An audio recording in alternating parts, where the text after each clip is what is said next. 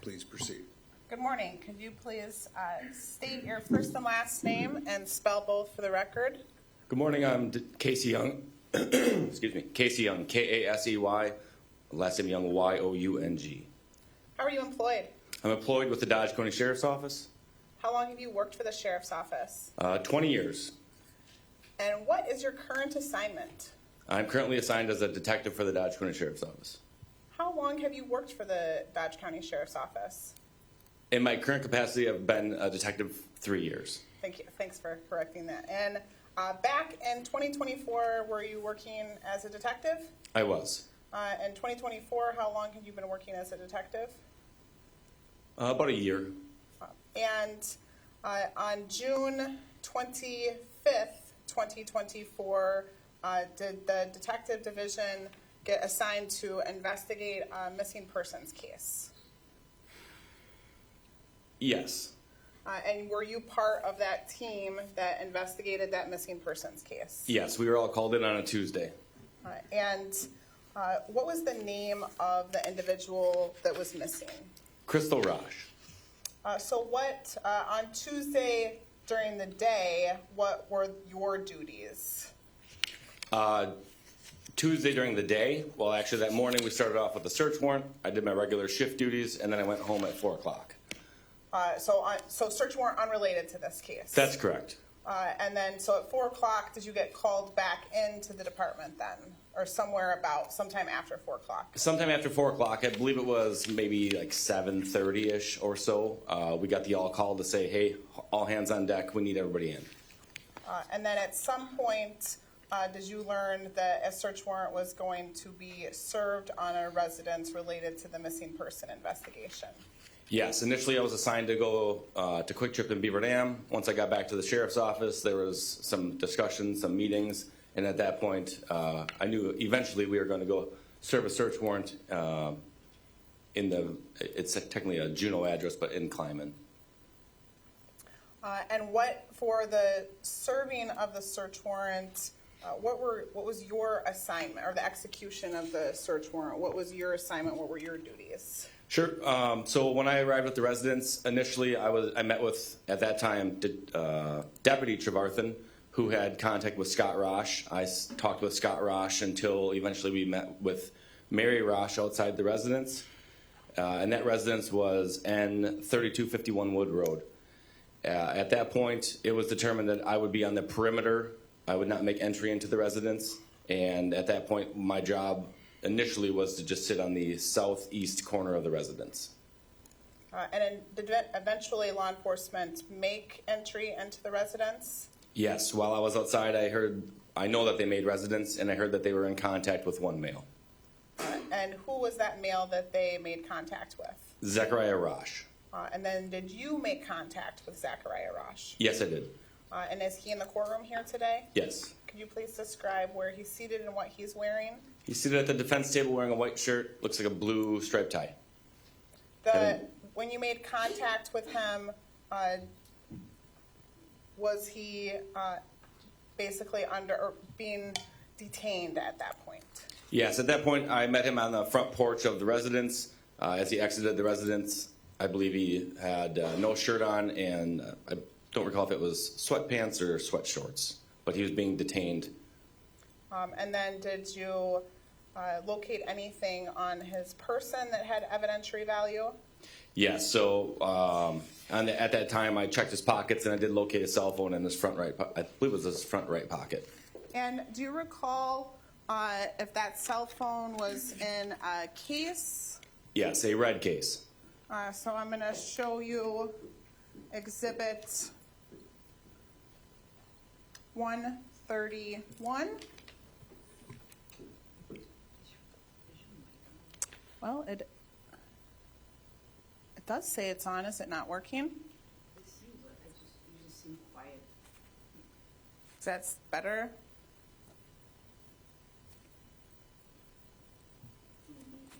Is that better? Everybody hear me now?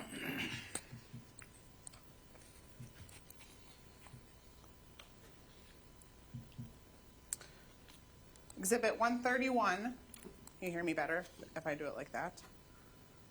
Yes, testing, testing, testing. Can you tell me what Exhibit 131 is? Exhibit 131 has case number associated 24-18526. It's labeled as description 177-5 Samsung in red case. And that wasn't sent to the lab for any type of testing or anything like that. I guess you've got some gloves right here. But just to stay consistent, there's some gloves there for you. And if you could just take that out and show the jury that case. Was it previously opened before your testimony here this morning? Yes, it was by Detective Cotney. And before opening it, did you and Detective Cotney confirm that it had been sealed up to that point? Yes. So if you could, again, take that out and show the phone. So now I'm just going to make a note, mindful. It does say that it's a Samsung in a red case. However, we did remove the red case to download the cell phone later. So although you don't see a red case, this is a cell phone that was in the red case. And throughout the course of this investigation, did you handle that cell phone? Yes, I did. Is it fair to say extensively handled that cell phone? Yes. So now you took possession of that cell phone. What did you do next? In regards to the cell phone, or sorry, back to the search warrant. back to the search warrant. The next thing I did was, after waiting for photographs to be taken of the scene, I was assigned a location in the residence, which would have been the northwest bedroom, which was identified as Zachariah Rasch's bedroom. Okay. So I'm going to show you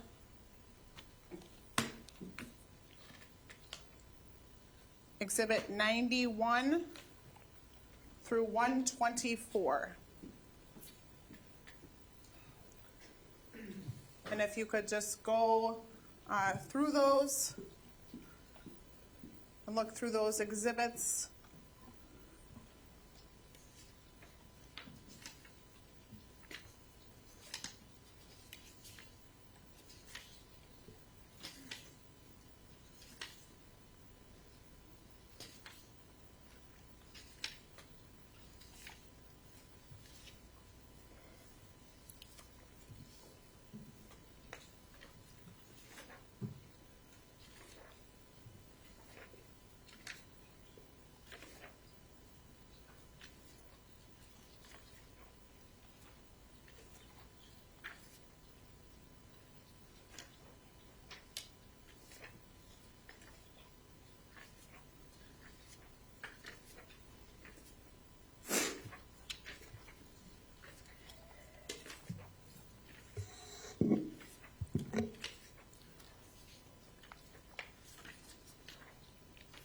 You said through 124?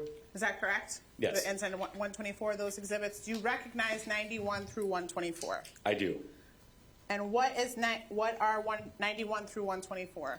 Those are photos from the original search warrant conducted and the secondary subsequent follow-up of the next day search warrant conducted at N3251 Wood Road. Okay. So I'd move Exhibit 91 through 124 into evidence and permission to publish those to the jury. Any objection? No. They will be received. Permission to publish. So we'll start with 91. And if we could get the lights, please, Judge. What are we looking at here? This is the front door and porch area of the residence. And when we served the first search warrant, it was dark, correct? That is correct. And so this door, we did have a laser pointer. I don't know what. No. I think I have it right here. Oh, perfect. Can you just show where that front door is? Front door would be right here. And is that how you entered the residence? Yes. And then this window here, what was inside of the residence, the window, the two double windows that we're looking at right there? These windows here? Correct. This would be a bedroom or a room that was we were unable to gain access initially because it was I guess, barricaded. Okay. Barricaded, like someone had barricaded themselves inside or something else? There was an extensive amount of property inside the residence that basically made it unable for us to navigate into the room. Okay. 92? What are we looking at here? That is where I was stationed initially for this first search warrant. That would be the southeast corner of the residence, I believe. So is this the back of the house or the front of the house? I'm sorry, this is the back of the house. This would be the windows of Zachariah Rasch's room. Okay. So not, is that still the southeast? No, that would be the northwest room. Okay. So you were initially on the other side of the residence, but now we're looking at here, the windows to Zach Rasch's room, correct? Yes, I misspoke. I was 180 from this initially where I was stationed. This photo is of the exterior of Zachariah Rasch's room. And later on, the next day, do these windows become significant? Do we do something through these windows? Yes, we do. And what do we do through these windows? We use those windows to remove items from the residence, to place them outside on a tarp, to conduct a thorough search of the bedroom. Okay, so moving to 93. What are we looking at here? That's a Buick Encore that is registered to Scott and Mary Rasch. That was located on the property on the night of the search warrant. 94 Same vehicle. and 95. Same vehicle, front end. And did law enforcement initially take custody of this vehicle? If you can recall. On that night, I don't believe so. Okay. And then 96. That is the bedroom of Zachariah Rasch. So talk about how we would have gotten in, like the path from the front door to this bedroom, what it looked like. From the front door to this bedroom? Yes. So the house was very cluttered, and there was a single file walking path about maybe a foot wide to each room, whether that be the master bedroom, a bathroom, the kitchen, the laundry room, or to this bedroom. I want it to be known to the jury that anytime that you see the writing underneath a picture here, this is from the state crime lab, which would be on our second search. The very first search, it won't have the writing. The second search, which is the very next day, which we'll get to, I just want you guys to know that these aren't the initial search photos. They're going to be intermingled. During that search for the first search, the early morning hours of the 26th, so basically 1 a.m. in the morning on the 26th, did we take any property or move anything substantially aside? I know we took the phone, but did we take any other property? Yes, on the very first search we took, I remember taking receipts that we actually physically removed from the residence, and I believe we took some other electronics from the residence as well. Okay, so we'll get through those. So 90, moving on to 96. What are we looking at here? This is 97. I'm sorry, 90. Okay, so we.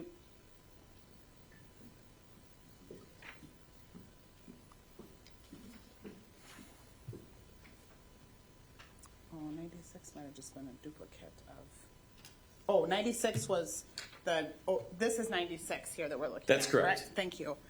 Moving on to 97. Thank you. 97 is another photograph of Zachariah Rasch's room. The TV would be on the, I guess in theory, south wall. And so it's hard to see right now, but is there something of significance in this photo that you observed? Yes, there is a handgun right here. Sorry for the shaking. He's pointing to, he lays in the area immediately around what appears to be a television in the photo. So we'll go on to 98. And what are we looking at here? Right there you're looking at what appears to be a fully loaded handgun in a in a holster, and it was on a dresser just below the TV. And that night of the search warrant, did you do anything with that handgun? Yes, I did. What did you do? Obviously, you can see from the photos, there was a very cluttered room. I wanted to make sure that it was a safe environment for multiple people to be in such tight quarters, with it being, I guess, a little bit messy. I ended up taking the gun. I made sure to remove the magazine, and I ejected a round, checked to see if there was a live round in the gun. I did that, and I put it back. That's all I did. I just deemed it safe. Therefore, there was no issues, no accidents as we moved about the room. And then was that gun ultimately taken into custody? On the second search warrant, yes. So I'm going to show you Exhibit 132 and 133, starting with 132. Can you, again, did you pre-open that exhibit? Yes, I did. And yes, Detective Cotney did. Thank you for clarifying that. And that was done this morning in your presence? Yes. And did you confirm that that was properly sealed before it was opened? Yes, I did. Was that item previously sent to the crime lab for testing? Yes, it was. Okay, and then if you could just open that. Well, first, can you, before you open it, can you just maybe close it up and talk briefly about the markings on the outside? We've talked about some of that before, but just so the jury can understand what we do, especially with firearms. Okay. Typically with firearms, you can see on the back here, there's a bunch of holes in the box. So when we place a firearm into a box, we'll actually end up zip tying it. Therefore, it's not just a loose firearm moving around, and then it doesn't cause any friction on the weapon as well. Along with that, once it is secured in the box, we will obviously, as you can see, because there's holes in the back, it might be difficult to see, but there are small perforations for all the zip ties to go through. We don't make our own holes. We just use a pre-existing one. We cover all those holes, along with all the seams on the side as well. So everything was, in theory, taped up and secure with evidence tape 360 degrees. And then if you can open that up.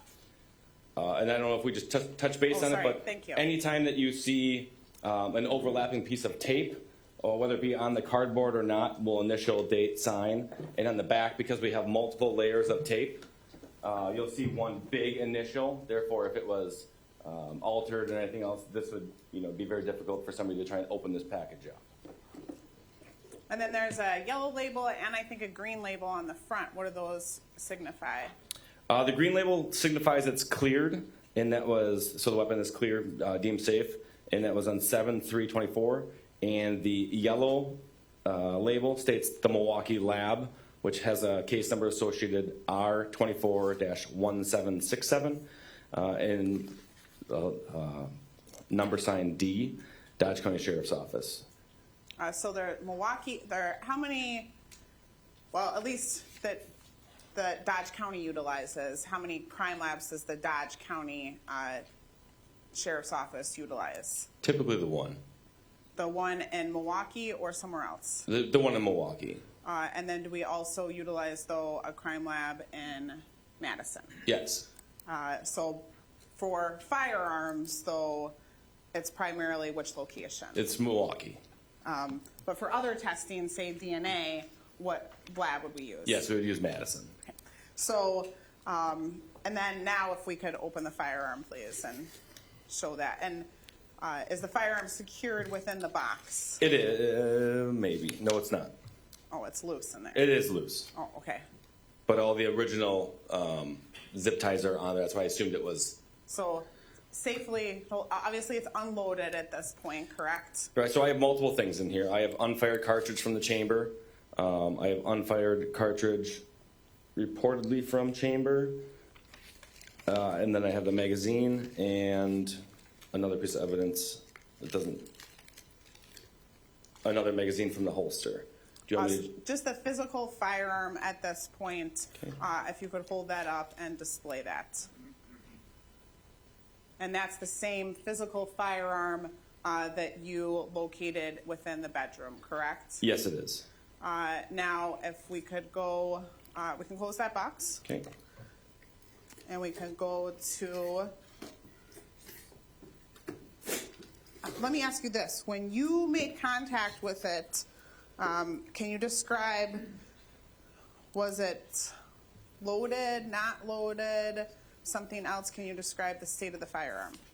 On the initial search, it is very close to what you would have seen in those pictures where it was rested on the dresser underneath the TV. Again, I pulled it out of the holster.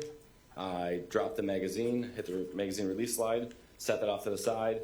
I ejected one live round that was in the chamber, set that off to the side. I had my partner, I believe it was at that time Deputy Trevarthen, verify, hey, is it clear? Yes, it's clear. And I put it back on the shelf.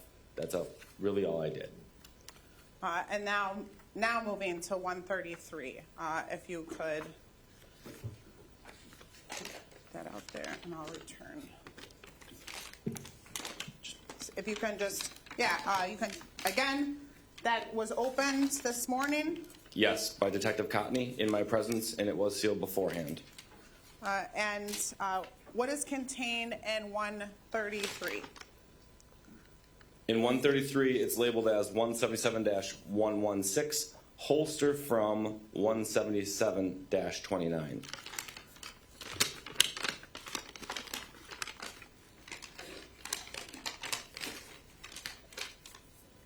You can just see that it's a holster that the gun was in when I initially located it.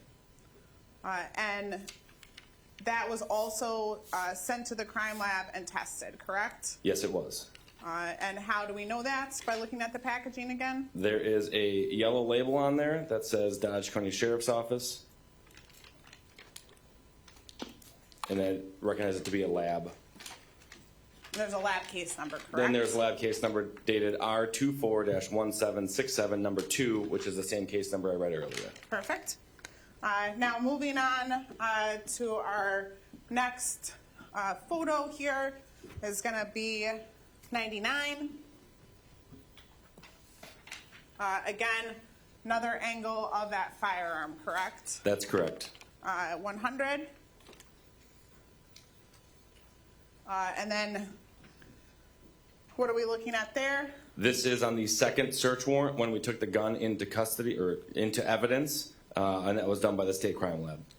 So is it fair to say that's that box that we just looked at, pre-zip tying, taping, packaging, all of those things? Yes.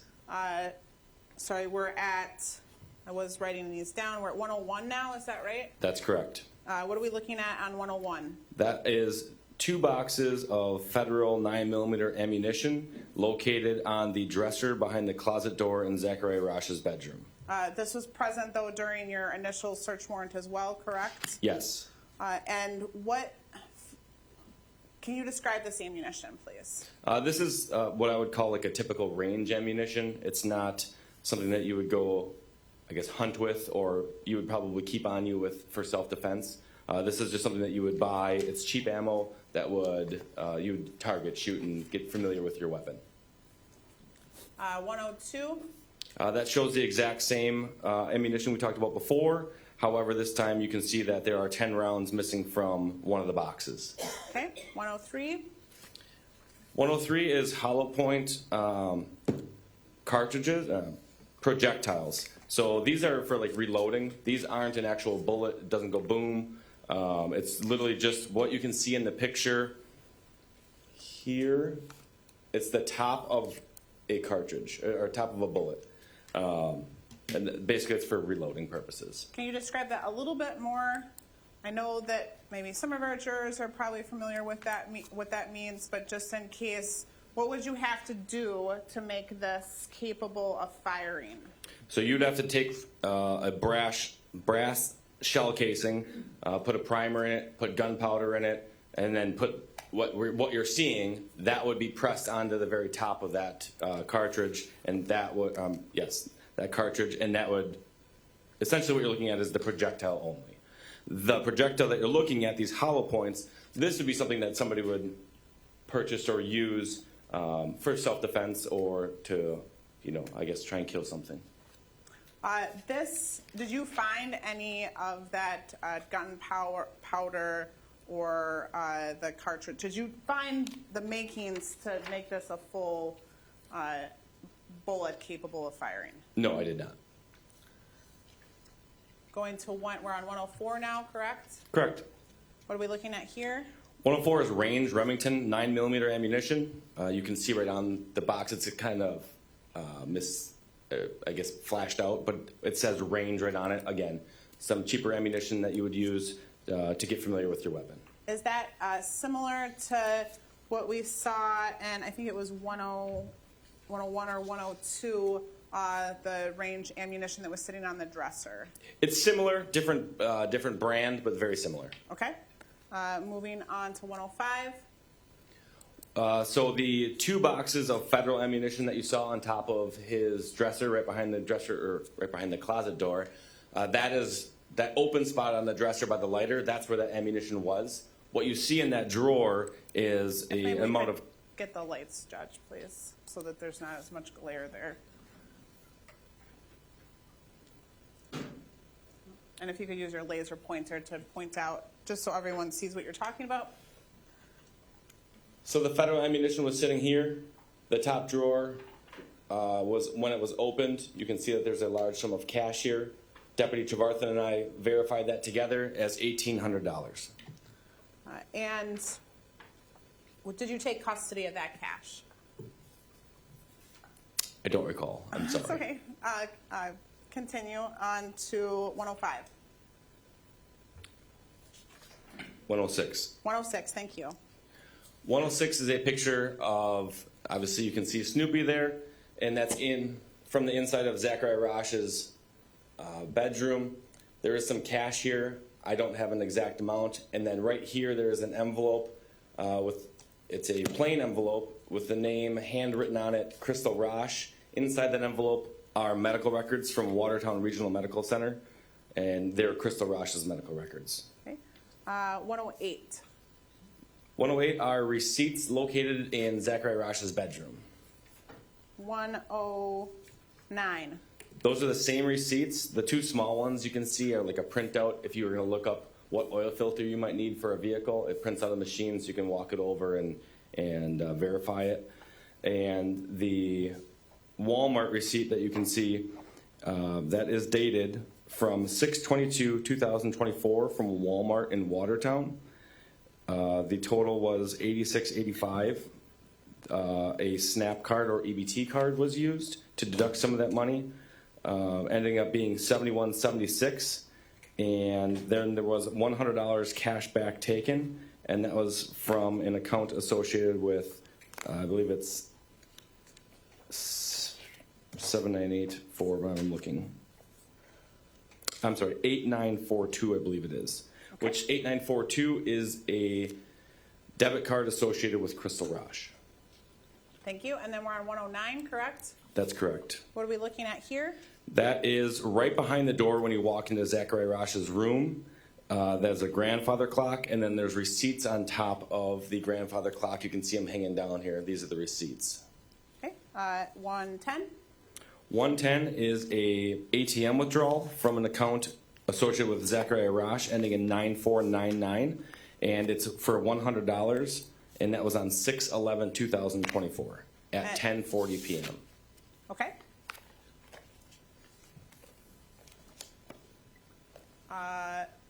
111. 111. Exhibit 111 is a Walmart receipt from Beaver Dam. Subtotal was $112. There's an EBT or SNAP card used. And then again, $100 cash back with the account, with the card associated with 8942. And that was on 6/18/24 at 8:51 in the morning. Okay. 112, correct? That's correct. And what are we looking at there? That is a Walmart receipt located in Zachariah Rasch's bedroom from Watertown, Wisconsin Walmart. The total was $46.07, and there's another $100 cash back, again from the debit card ending in 8942 associated with Crystal Rasch. Okay, 113. And I believe, if I didn't say, that was on 6/19/24. Thank you. 119 is a balance inquiry only. There was no cash withdrawn, and that was from 6/20/2024. Sorry if I repeated myself. That was from the account associated with Crystal Rasch ending in 8942. I'm sorry, that was 113, correct? Exhibit 113? Yes. Thank you. Exhibit 114? Exhibit 114 is, you can see there is a mattress on the floor where it appears Zachariah Rasch would sleep, and next to that mattress is a cell phone located on the floor. It is right here. And so that's in the middle, sort of middle top of the picture, just to the right of the mattress. Is that accurate? Yeah, right to the right of this mattress, there's a black spot in basically almost the center of the photograph. Okay, and 115? That's that cell phone, and you can see the back side of it because it's flipped over. And then did we later do any analysis on that cell phone? Yes, I believe I had one of my partners in the office download that cell phone so I could review it. Okay.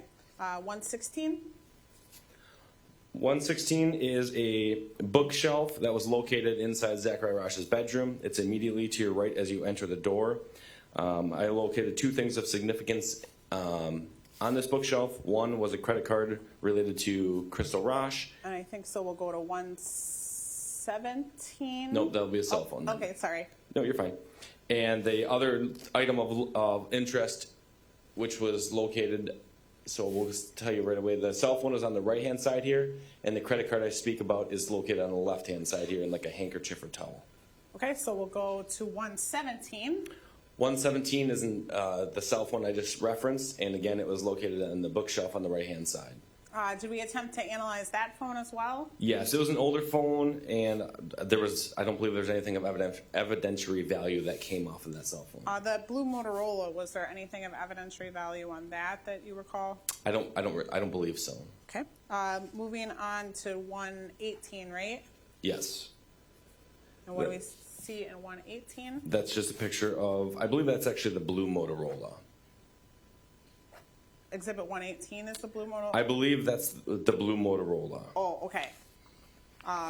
Just the other It's just, side yes. of the blue Motorola. So you would have seen earlier the back side, it was a blue, showing the blue case. The front side just shows that it's in the case and I guess showing the screen. We do that a lot of times because cell phones have cracks or cracks on the protective layers, and it just helps identify, all right, this is one and the same.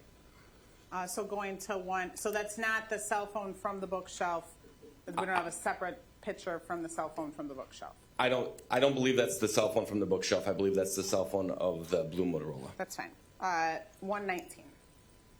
119 is the credit card, which I spoke about locating, that belongs to Crystal Rasch, and it was located in what I believe to be like a red handkerchief or towel. And then moving to 120. Just shows that it is a Capital One credit card belonging to Crystal Rasch. 121. This shows that it is potentially an active card, as the expiration date says it's valid through 1/2029. Not that debit card that we've been referencing. Though, That is right? not. This one ends in 0062. Okay, so moving on to 122. 122, this is a photograph of the second search warrant. You can see that there's grass in the photo down here. That is, again, because we had ended up taking all of the items, a lot of the items from the bedroom out through the window to put on the tarp and on the ground so we could do a thorough search. And what you see by this cone is I believe it's called like a portable air conditioner, or like a 5-in-1 air conditioner. You load it with, you would pour water into it, then I think it has an electric fan and it helps cool you. It's not like an actual like Freon air conditioner, but it helps cool the air inside a room. Why did you believe that had evidentiary value? We have evidence of him purchasing this exact same portable air conditioner on a receipt located in his bedroom. And purchasing with what account?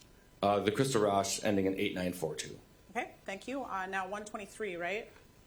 123 is correct. And what are we looking at here? That is a black Chevy Silverado T-shirt located in the bedroom of Zachariah Rasch. And why did we believe that that was significant?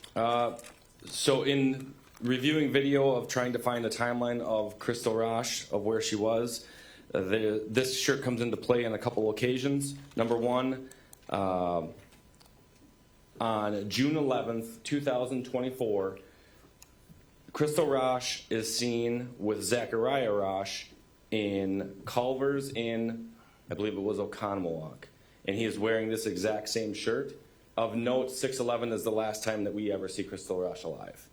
Subsequently, on 6/22/2024, Zachariah Rasch is seen wearing this shirt again in Johnson's Creek and in Watertown. And then did we take custody of that shirt? Yes, we did. And you can see underneath the reflection of the tarp. That just means that, again, it was removed from the bedroom and it was taken outside, placed on the tarp where we took custody of it. Okay. And then I didn't know exhibit number I handed you. Oh, and I'm sorry, I'm not showing 134. 134. Not doing a very good job of showing you guys these physical exhibits.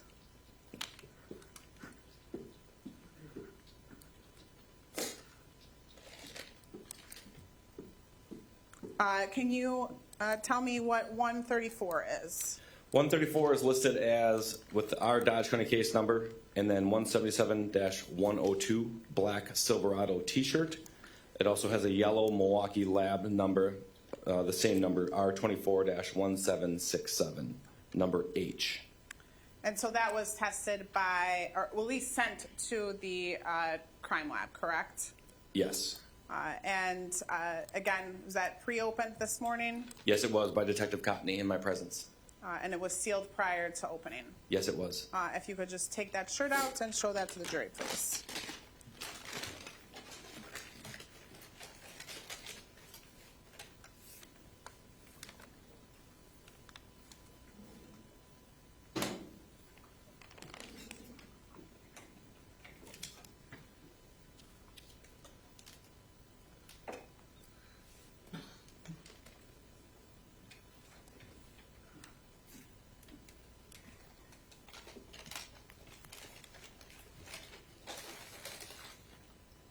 Okay, so I believe we're on photo 123, is that right? That's correct. All right, moving on. What are we looking at here? This is a Reebok gray T-shirt located in the bedroom of Zachariah Rasch. And why did we think that was important? There was stains on it that could be perceived as like a red stain. Okay.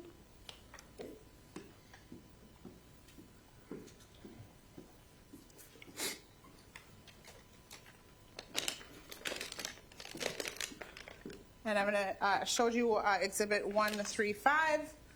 What is that exhibit?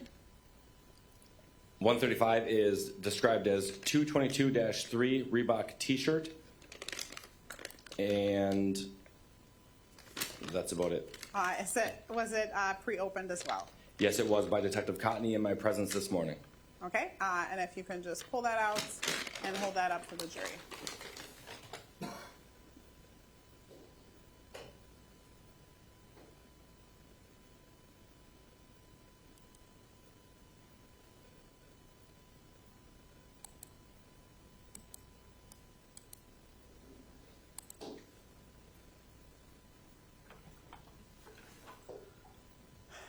And this would be something that was located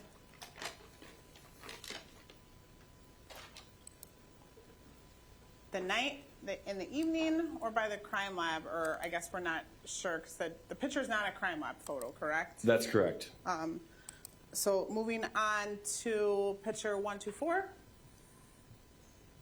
Oh, I guess we're done. Is that the conclusion of the photos from the search? That is correct. Is that correct? So anything else during the search of the inside that you located that had significant evidentiary value? Not that I can think of. Okay. So during the course of this investigation, Is it fair to say that you were assigned a variety of other tasks? Yes, I was. However, I will say on both the first and second search warrant, my primary focus was on the bedroom of Zachariah Rasch. Okay. And after we completed the search of the residence, did we come to learn that Mr. Rasch had terminated his parental rights?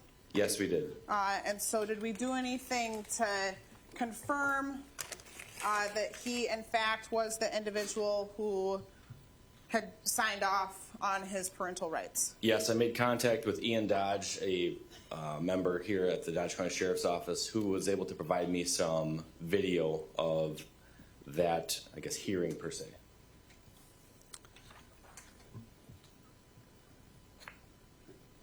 And I'm going to show you what I've marked Exhibit 125. And so it's going to be 125, 2, 3, let's see. Exhibit 125, 1 through 5.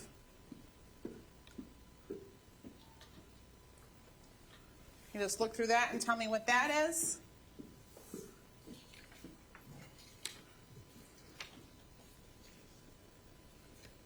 These are still shots from the video I reviewed of the day of the termination. So you reviewed the entire video, correct? I did. And then we just have the still shots here today, correct? Yes. So I'd move Exhibit 125 in its entirety into evidence, please. Any objection? No. Received. And permission to publish, too. I apologize. You may. Okay. What are we looking at here? You're looking at a blue, it is blue. It's a pickup truck pulling into the court parking lot, which you guys probably all did today. It just shows that it's a blue four-door Dodge Ram, and that was the vehicle that Zachariah Rasch exited, and it was also located on his property the Okay. night of the search warrant. And the time that it pulled in? It's 8:49 a.m. And do you know the courthouse cameras to be accurate? Yes, I do. And it was also on June 17th, 2024. Thank you. Going on to 125-2. This is the lobby of the court, or of the child support agency on the third level of this building.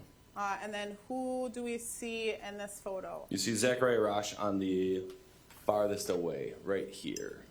There's another person, looks like in a suit, shirt, and tie in front of him, correct? That's correct. And when you circled the person, so it was in the top left portion of the photo, is that accurate, right? Kind of in front of the door that's in the photo? Yes, he almost blends in with the door here. It's right here. This is Zachariah Rasch. And then moving on to number 3. And what do we The- see here? The same two people that we saw in the previous photo. However, now you can see Zachariah Rasch standing here, shirt and jeans. And you're circling a person sort of in the front middle portion of the photo. And what does it look like he's looking at there? Appears to be a TV on the wall, and he's got his arms crossed. Okay, and then 4. That is branch 2. You can see Zachariah Rasch right here, seated at the table, again with what appears to be his attorney. Same two guys on this table right here. Okay, and then 5. That is, you can see the vehicle that Zachariah Rasch came in, leaves as well. I watched him get into that vehicle and leave the courthouse on June 17th, 2024 at 8:49 a.m. And did he come alone? Yes. And did he leave alone? Yes. Okay.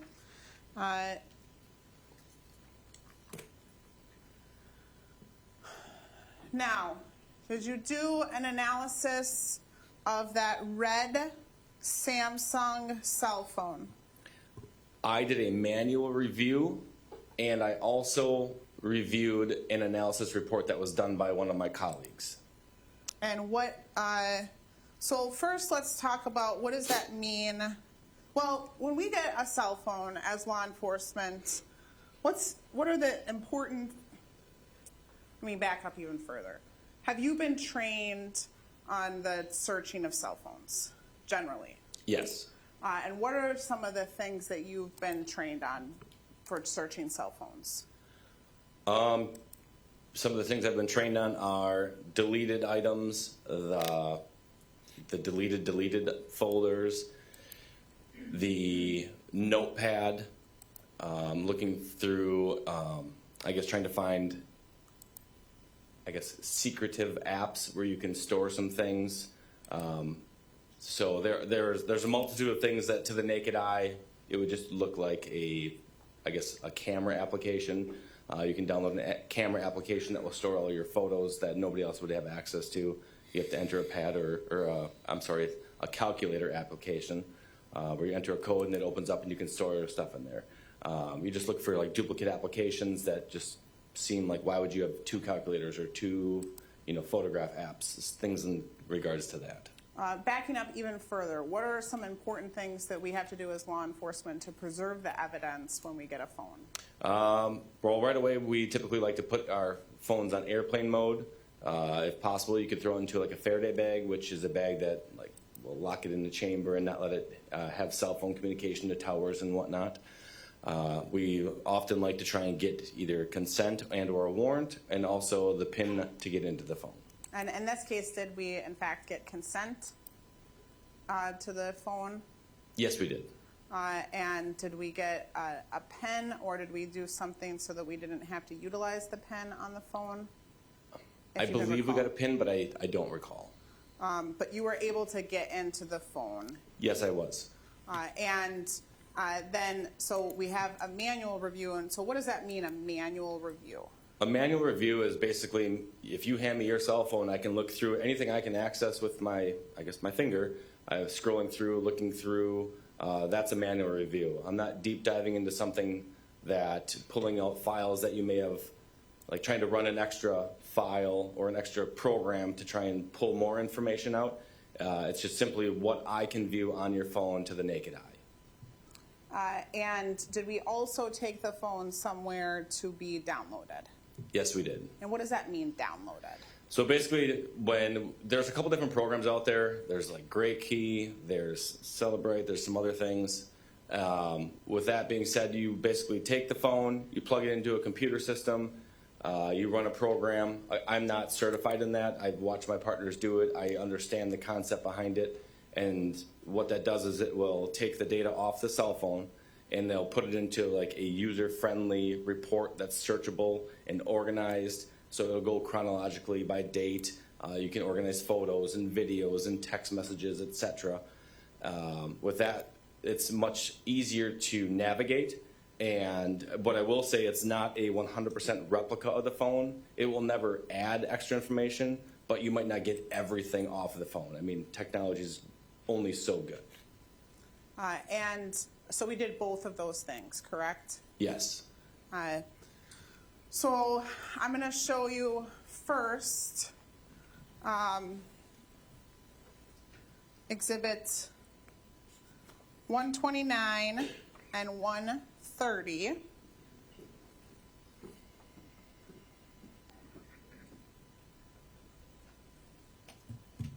What are these two exhibits? 129 we'll start with. You can see the word, it says Celebrate right on there. That is the program that we use to download this cell phone. There's a report creation date and time, which is listed, as well as the extraction date and time. It will give you the whether it's the IED, or it'll give you the information of the cell phone to basically associate the cell phone to the report. It will list out, user accounts, and that's basically what this first one is for Exhibit 129. It shows the accounts and the device.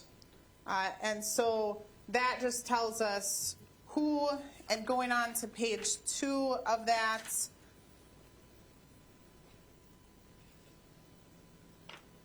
going on to page 3 of that, it shows you on line 4, email address associated with the phone, correct? Yes, it says creation time username, Zach and Crystal 2008 at gmail.com. And then there's some other user information on this, correct? That is correct. And that would does that show us that Zach Rasch was the primary person that was using this phone? Yes. And he also had it on his person, correct? Yes, the cell phone was located on his person. Okay. And then I want to go to Exhibit 130. And what is Exhibit 130? Exhibit 130 is a 308-page document stating the extraction report of a Google Android web history, and there appears to be 1,655 searches completed. Now, is this report for every single web search that was on the phone? No, it is not. And what web searches would this report memorialize that was on the phone? This would report any web search done from January 17th, 2024 to July 1st, 2024. Okay. And why did we do a report just for those dates and not every single web search that was done on the phone? It is hard to determine when the phone would have been used by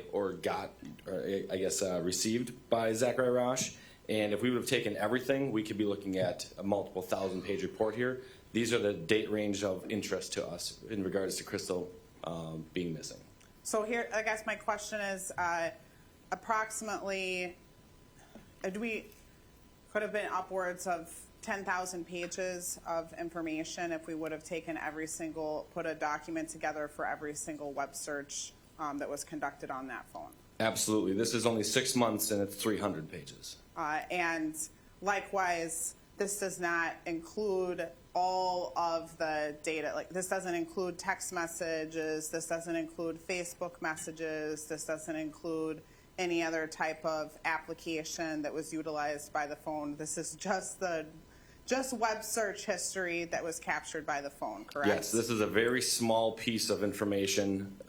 If you printed the entire report, I don't know how many reams of paper you would have. So that's what this small little device here contains probably hundreds and thousands of physical pages of information, correct? Absolutely.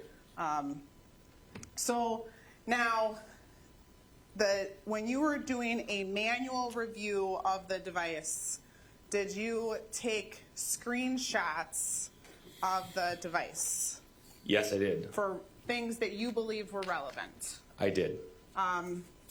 Is it fair to say that there's also screenshots that you took that we ultimately determined that maybe weren't 100? You took screenshots of everything that could be relevant, correct? Yes, I did. And then was there ultimately a PowerPoint presentation that was put together that contained those screenshots of the most relevant information? Yes. So I'm showing you, I don't even know where we left off. 126. I guess I should say I don't know where we ended.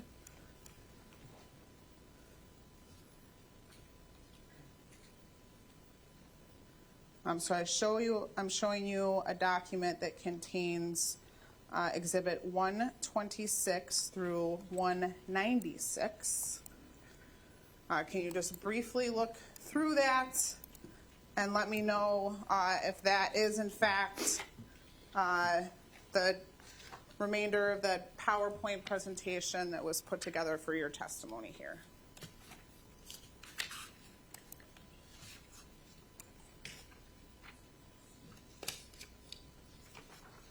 Because you're kind of out of order. In a quick review, I see one page not marked as an exhibit.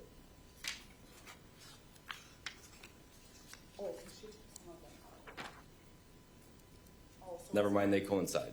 Yes, it looks to be correct. Sorry, I guess I should. my assistants over here are clarifying. So it's not exhibits 126 through 196. It would be 126, 127, 128, and then 131 through 196, correct? Because we used some of those other exhibit numbers for the physical exhibits. Everything I gave you, you recognize, correct? Yes, I do. I'm just verifying the numbers that you just gave me. Yes, so there's a gap in between 128 and 136.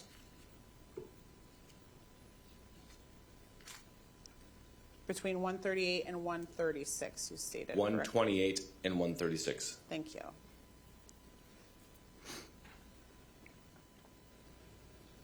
So you have 124 through 128, correct? No, I have start with 126 here. 126 through 128, and then 136 through 196, correct? Yes. I would move all of those exhibits into evidence and then permission to publish to the jury. Any objections? No. Received. They can be published. All right, so we're starting with, and if you can just correct me if I get any of these exhibit numbers wrong, please, as you have been doing. So now we're on 126, correct? Yes. What are we looking at here? This is from a manual review of the phone. This is from Zach Jr., so Zachariah Rasch's son. And on June 11th at 8:17 p.m., Zachariah Rasch, here today, says, so Zachariah Rasch, or the cell phone that I'm looking at, is going to be in the blue or the purple here. Anything in gray is going to be received. Anything in the purple or blue is going to be sent from the phone. He says, have you heard from Crystal? And that is, again, on June 11th at 8:17 p.m. And that is going to be the time that the device was in at the time that it was sent, correct? Yes. And this, I mean, so that would be obviously our time. That's in Kleiman, Wisconsin. That's correct.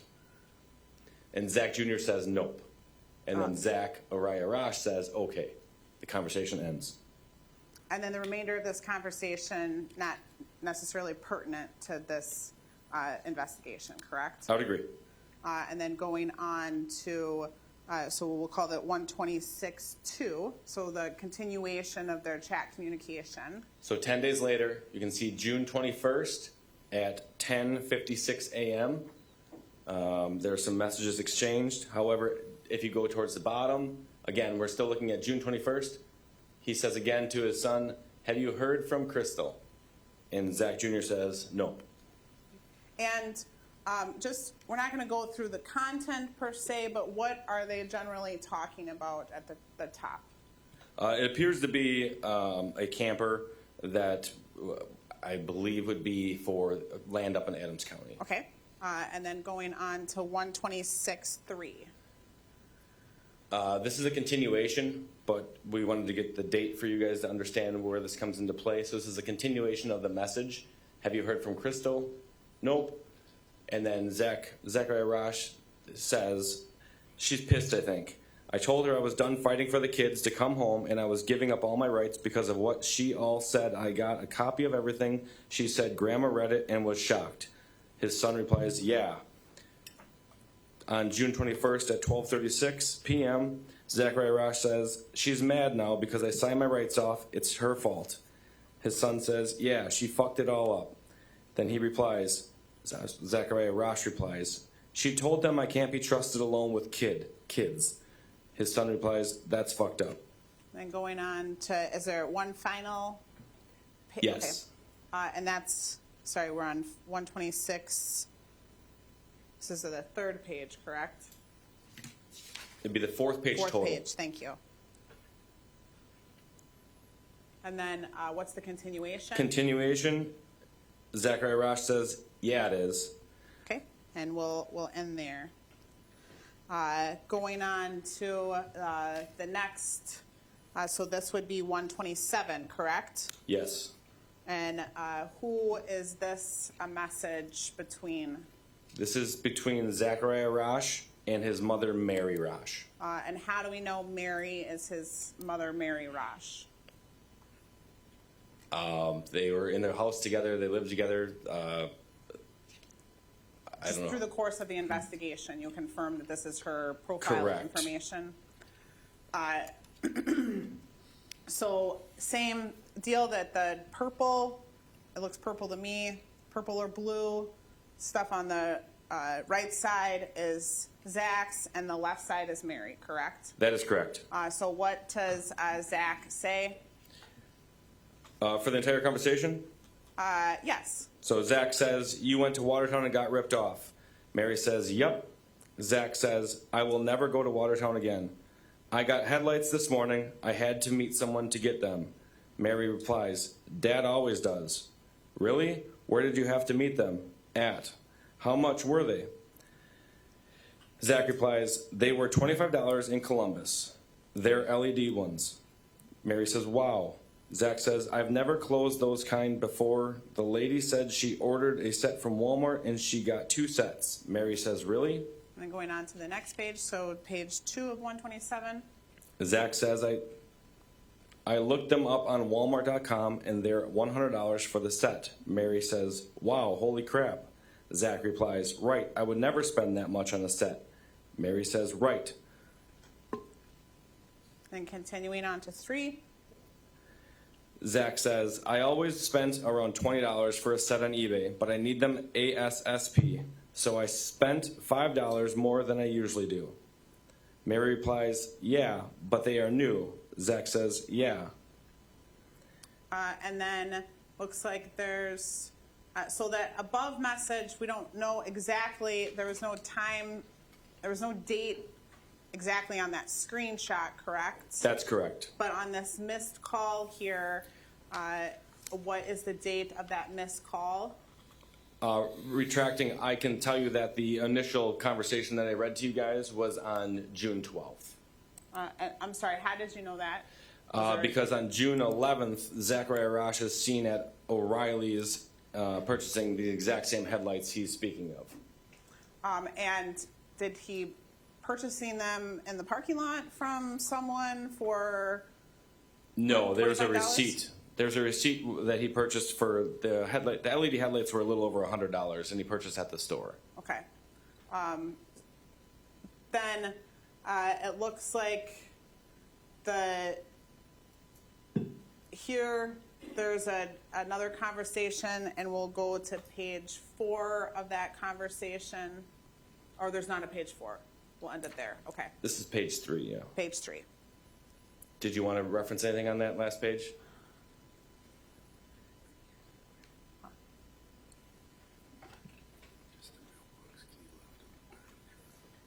Oh.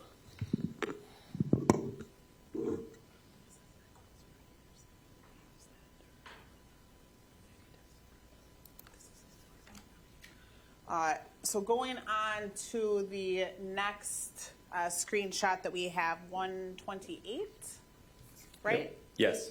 What are we looking at here? This is a conversation between what appears to be Crystal Rasch and Zachariah Rasch. Okay, and is this, no, you were not in charge of the Facebook information, right? Just the manual review. Right, but you didn't pull Facebook records and go through that, but did you know Crystal's original Facebook account and whether or not this was Crystal's original Facebook account? Again, this is a manual review. If some of you guys have Facebook or Messenger, you know that, or I should say you know, but if you click on this profile picture right here, you can click View Profile, which I did. When I clicked on View Profile, it was Crystal Rasch. She had one friend. It was Mary Rasch. I believe it was one friend of Mary Rasch. And there was no photographs, no posts, no nothing on there. And it appeared to be newly created. Okay, and the message that was sent purportedly to be from the Crystal Rasch account, what date was that sent? June 23rd at 10:13 p.m. And what is the message? From The Crystal Rasch From account. Crystal Rasch, it states, "I am fine. People need to stop." And then from Zach Rasch account. Zach says, "Where are you?" And you can see underneath that message, it says, "You can now message and call each other and see info like active status when you've read messages," which means this is a newly linked account with each other. There hasn't been prior conversations or associations with one another. And then the gray, and how do you know that information that you just said, how do you know that? Based on your training and experience? Training experience and personal life. Thank you. And then the gray, Crystal states, a Go person ahead. perceived to be Crystal states, "I just can't believe someone called the cops. I'm an adult. I'm not a child." She again states, "Who called them?" Zach replies, "I don't know. Where are you? I miss you and love you." Crystal replies, "I'm fine. I'll be back when I'm ready." and then going on, this is 128, correct? This is 128, page 2 now. Okay. The same date, 10/47. Okay, so after it says, "I'm fine, I'll be back when I'm ready," you can see Zach replies, "Why are you doing this?" And then it says it couldn't send. That was on June 23rd at 10:47 p.m. And then I don't know what was attempted to be sent at June 26th. I don't know why that says that it could not send. Okay. And you don't know why it says it couldn't send, Correct. correct? Okay. So now moving to 129. Sorry, is this 129 or 136. 136, thank you. What, now we've switched from these communication screenshots, correct? That's correct. And what are we looking at now? Right now, we are looking at the Google, specifically Google, web history search. So on your phone, if you allow your phone to, I guess, track you or, log some of the searches that you've done before, you can go into your Google account, you can click search history, and at that point it will tell you anything and everything that you've ever searched in your Google account. And some of these screenshots you'll see, these are screenshots of dates and times of what was searched on any device that was logged into or anybody that would have access to the account associated with Zachariah Rasch. And that's the Google account, Zach and Crystal Rasch 2008 at gmail.com, correct? I believe so. And that's the Google account that was logged into Zachariah Rasch's phone at the time that you did the manual review, correct? Correct. When I did the manual review, this is from the account that was logged in on the cell phone that I removed from his pocket on the night of the very first search warrant. Okay, and so the first search that you found to be relevant, what date was that? February 2nd at 7:09 p.m. And can you see that okay from where you're sitting? We can also see it on the screen. We can also zoom in if you need us to. If I'm good to use my handouts here, I can see them on here for now. Okay, but we can also, so going to, and I'm sorry, you said February 2nd, 7:09 p.m., correct? Correct, and it is 2024. I know it's not listed up there, but that is the year. It's current for during this investigation. And then there it says unknown device, right? That's correct. And then going to, that's 136, correct? Yes. Did you want me to read the search, or we don't? Oh, yes, please. I'm sorry. I thought we already did that. Thank you for. He searched for, "Can infidelity hurt you in divorce in Wisconsin?" Okay, and then going to 137. February 2nd, 9:33 p.m. Cheating spouse in divorce. And what time was that searched? 9:33 p.m. on February 2nd, 2024. Okay, and 138. On February 2nd at 9:40 p.m. 2024, it searched cheating spouse in divorce in Wisconsin. Okay. And 939. What are we looking at now? So 939, when we talked about Exhibit 130, which is this big stack of web history off of the Celebrate download. Again, the Celebrate is the information pulled from the cell phone, but it's again organized in a way that we can navigate it a little better. So when you see this screen, they're all going to look like this. Anything that looks like this, with especially when it says like a page 90 on it or page whatever on top, those are all going to be from Celebrite. It's still from the cell phone, but it's not from my manual review. It's from the extraction of the phone. And then, so if I can have my trusty assistant here zoom in first on line 520. On 520, so that is February 2nd at 8:48 p.m. And he is searching the Wisconsin Circuit Court Access website. And you just, so I'm sure everyone can see and follow along, but if you can just show you're getting the time from which column? Right here, this, I would call it, quote unquote, the middle column. So it's February 2nd, 2024, 8:48 p.m. And then this will be the website.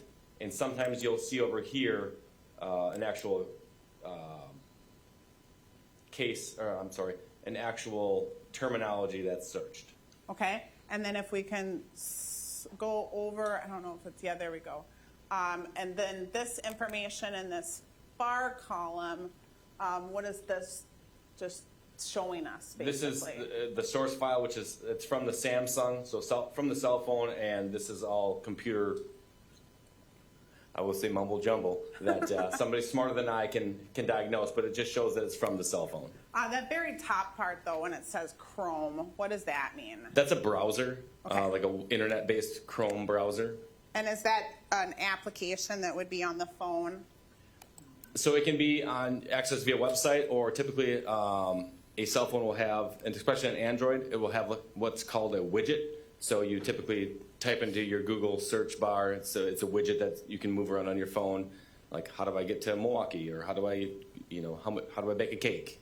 That's a widget form in Chrome. Widget and application look the same, but the terminology is different, correct? Yes. Yep, go back over. So now let's get to line 521. What do we see there? 521. It's searched, how can adultery affect division of assets? And it's from a website, Diggs and Sadler, which is searched on February 2nd, 2024 at 9:36 p.m. And just remind, and what time was that? 9:36 p.m. And then just remind me, going back to our screenshots, when do our screenshots start? Cheating spouse and divorce for a screenshot is at 9:33 p.m. on the same day. And then again, cheating spouse and divorce in Wisconsin is at 9:40 p.m. on the same day. So about the same time frame, right? Right? So even though that is for just the profile searching, that this shows that the actual device is searching similar information, right? That is correct. So what I want to correlate is the fact of my manual review and the extraction of the cell phone shows that this cell phone did search what was on the Google account. Okay. And then going down to line 522, what are we seeing there? 522 is understanding adultery and affairs in Wisconsin divorce. Ohiku law. That's February 2nd, 2024 at 9:37 p.m. Same time frame. Okay. Moving on to our next column of page 90, if we can zoom. So this is page 90 of exhibit. Sorry, what's my exhibit number? 138. That's the big one, is 138? No, it's just 138 for these 3 pages. Sorry. Oh. Because we're in the smaller ones now. Nope. So this would be, so this is exhibit 130, page 90 of exhibit 130. That's correct. So column, 130 is the,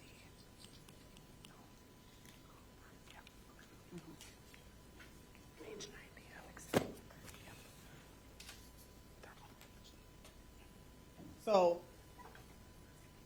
we're just all confirming that the record is clear. This is a continuation of page 90 on exhibit 130. Now we're on column for what is searched on the phone. How to send a text with a different number.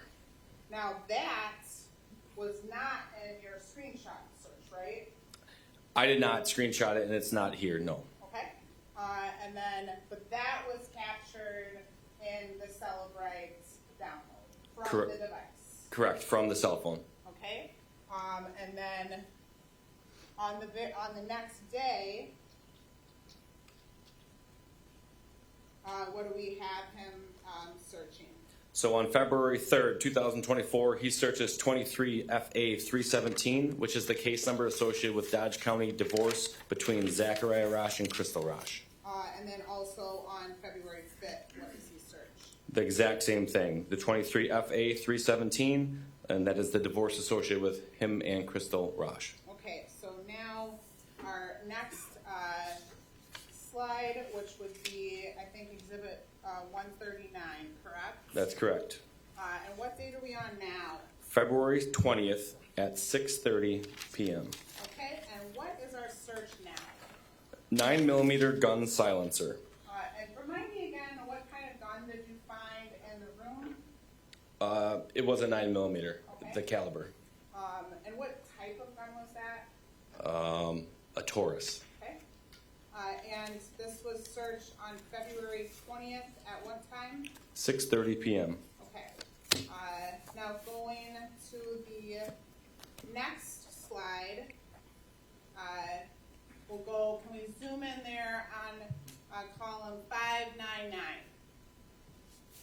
What do we see? We'll start at the very top there. What do we see there? So there's a search from this cell phone of case number 23CV469, which is a Dodge County case number. It is a civil case between, well, I shouldn't say that. It's not accessible to me now as the general public. It's been removed from the system. However, I was made aware that it was a civil case between Zachariah Rasch and Crystal Rasch. And so that was searched at 5:36 p.m., correct? Yes. On the device. And then we'll go column 600. It looks like remains on CCAP, the device does, correct? Yes. And column 601 shows the device is remaining on CCAP. Yes. CCAP is kind of what we use for short of the Wisconsin Circuit Court access records, correct? That's correct. Now going to page 104, so the time that we left off on 601 that he was looking at those CCAP searches was 5:36 p.m. So now we're in column 602. If we can zoom in on that. Yep. So 6:02, less than 1 hour later, at 6:31 p.m., he is on a website, Silencer Center, looking for something in regards to silencers, it appears. Okay, and then at column 603, so a minute later. Yep, he is at top 5 best 9mm suppressors at 6:32 p.m. Okay, and then at 604. Looks like some type of Delta Defense. Okay, then we'll go continuing now on to page 105. 105, starting with 607, it's Beaver Dam, Wisconsin Fleet Farm concealed carry class, Okay, which is at 6:51, so approximately, we'll just say 20 minutes after being on the silencer website, or 15 to 20 minutes. and then some more searches about those concealed carry classes, right? Yes, Wisconsin concealed carry classes and equip to conceal, Watertown Conservation Club. Now going to, if we go to the next exhibit. Exhibit 140? 140. Exhibit 140 is from the manual review, February 20th, 6:32 p.m. top 5 best 9mm suppressors silencer shop. And that was the same search that we saw on that Celebrate earlier, right? There was one that confirmed that was on that device. That is correct. Okay.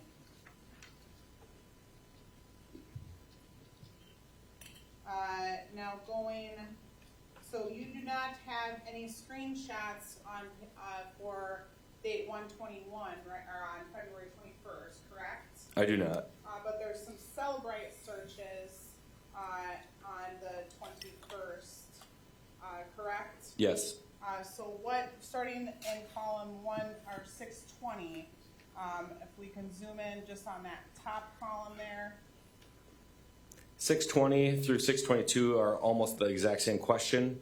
It is, how do I disguise my voice while making phone calls? Is there any app of the sort? And what time are those made? February 21st, 2024 at 2:54 p.m. And then moving, so I think that's... It appears he searches it 3 times about a minute apart. Okay. Now we're on 141, correct? We're still at, if you want to do this, do you need 623 or no? Sorry, 623 was the same. Oh, sorry, yes. Can you zoom into that, please? 623, he asks the question, how long will fingerprints last on a plastic surface? And what is the date and time of that? February 24th, 2024, 4:29 p.m. What is that's fine. Going on to the next exhibit, 141. 141, it's a manual review screenshot. He searches, or a person with access to the device searches, can you install cameras during a divorce in Wisconsin? That's searched March 15th at 12:24 p.m. Okay. And then on page 112 of exhibit 130, what do we have here? So on line 651, which is the very first line, must be using backwards. 651, he searches 23FA317, which again is the divorce associated with Kasey Rasch and Zachariah Rasch. That's at 8:29 a.m. on 3/14. So the previous day on this one. Yes. And then at 652, line 652. 652, some type of search, whether he asks a question or not. It states, I am going through divorce. Can I set up hidden camera? And what time is that search? On 3/15 at 12:24 p.m. And then on line 653. 653, it appears he asks the question, can my wife put cameras without my permission in my house? And that's from 3/15, 2024 at 12:24 p.m. And that was in my house, correct? Correct. Okay. And then right underneath that, what do we have on line 654? About 2.5 hours later, or 2 hours and 20 minutes later, it appears he accessed the Wisconsin Circuit Court Access website. So for this one, we don't know what case he's looking, but again, looking at that Wisconsin Circuit Court Access website. Yes. And again, that was page 112 of exhibit 130. So now, moving on to exhibit 142, correct? Yes. Okay. 142, manual review, how to locate a person's location on Facebook. That was done at 9:31 p.m. And then how to find someone on Facebook, 9:28 p.m. And then going to page 114 of exhibit 130, we're on line 665. What's the question asked? How do I find people by location on Facebook on 3/15 at 9:29 p.m., which is exactly in between the two searches I showed you, or you showed on the previous slide. And then on the line 666. Is it possible to track someone's location on Facebook? 3/15 at 9:29 p.m.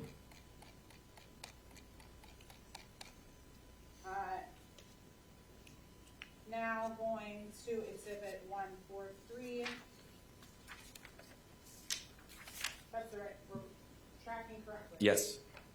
Excuse me. What date are we on? March 30th, 11:36 p.m. Somebody searches, can you pinpoint a cell phone location?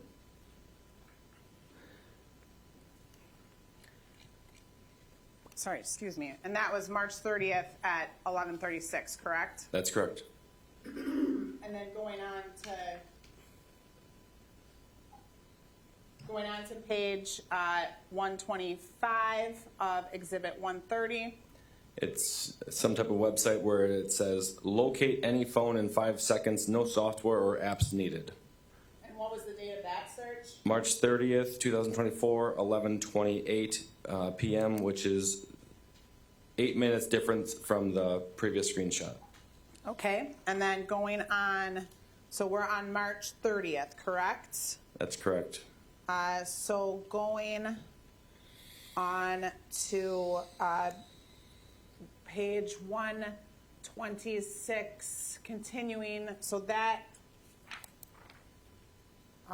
we were on page 125 of Exhibit 130 on the previous slide, line 710. Now going on to page 126, line 730 or 713. Looks like he buys something. We don't know what, right? Yeah. And then going on to line 714, what is the search here? 714, can someone help me track a person's pinpoint location using his mobile number? I am not a computer or mobile expert. That's 3:30, 2024 at 11:35 p.m., 1 minute off the original manual review. Okay, and then at 7:15. Detective Life, better than a private detective. Access some type of website for Detective Life at 11:37 p.m., which is 1 minute off of the original manual review. And then on 7:16. Reverse phone lookup at 11:37 p.m., again, 1 minute off of the original manual review. Okay, so now we're going to Exhibit 144, correct? Correct. And what do we have a search of? March 31st, 2024 at 12:14 a.m., 730 Main Street, Klamath, Wisconsin, 53016, Satellite View. That is the residence of Crystal Rasch, where she was currently living. And do you know if the defendant, Zachariah Rasch, also used to reside there with Yes. Crystal Rasch? Okay. And that was Exhibit 144, correct? Correct. Now going to 145. 145, April 4th, 2024, 7:12 p.m. What's an IP address? And I'm sorry, you did say the time, right? 7:12 p.m.? Yes, I will try and say all dates and times. Thanks. And then 145. No, this is Sorry, 146. 146. Thank you. April 4th, 2024, 7:19 p.m. Someone searches, can the police find your exact location via an IP address? Quora. 147. April 4th, 2024, 7:23 p.m. Someone searches, can police track your location? 148. 148. April 4th, 2024, 7:23 p.m. Someone searches, can police trace IP address? As we keep, we'll continue to go through these. What is an IP address? An IP address is it's an address that's, well, it's a number associated with the internet that's assigned by carrier companies. You think about all of like Charter, even like Verizon, anything that has an internet address or an internet access point. It has this encrypted, I shouldn't say encrypted, but it has this randomized number that you can identify the location of said address, if that makes sense. Of the device where it's accessing, Correct. generally speaking. It gets far more complicated, but generally speaking, where the address that the device is accessing the internet. Correct. The IP address is, although it's numbers, you can plug those numbers into, let's say, a website, and it will give you a location of where that internet access point is being accessed. So we left off this one here that we're looking at on the screen at 7:23 p.m., that was 148, correct? Yes. Now we're on 149. April 4th, 2024, 7:30 p.m. Someone searches, can a IP address be traced to a location?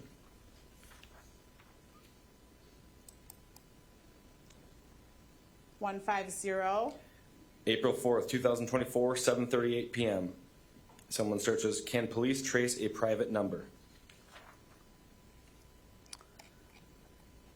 151.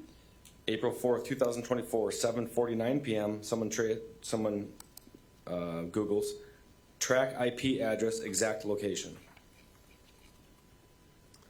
152. April 4th, 2024, 7:40 p.m. A search is conducted. Can an IP address to traced on a phone with no service? 153. April 4th, 2024, 7:54 p.m. Does a mobile number, someone searches, does a mobile phone with no cell service have an IP address? 154. April 4th, 2024, 7:54 p.m. Someone searches, can a mobile hotspot be traced? 155. April 4th, 2024, at 7:52 p.m. Someone searches, do cell phone IP addresses change? 156. April 4th, 2024, 7:59 p.m. Someone searches, how fast can police trace a IP address? 157. 157, April 4th, 2024 at 8 p.m. Someone searches, when will police track an IP address to solve cybercrime? I just want to correct that. Is this a search or is this, does this show? Yeah, it shows a website was visited. I apologize. So as a result of doing that search, someone using that Google account visited that specific website. Yes. So you don't know for certain, but perhaps doing that search, that website came up and someone clicked on it. That's correct. Okay, now going back to the actual device on page 152 of Exhibit 130, starting with line 855 at 719. So we'll go back. A lot of screenshots here for these searches. So Exhibit 145. So Exhibit 145 was the first 149. The what's an I? Oh, we go with that.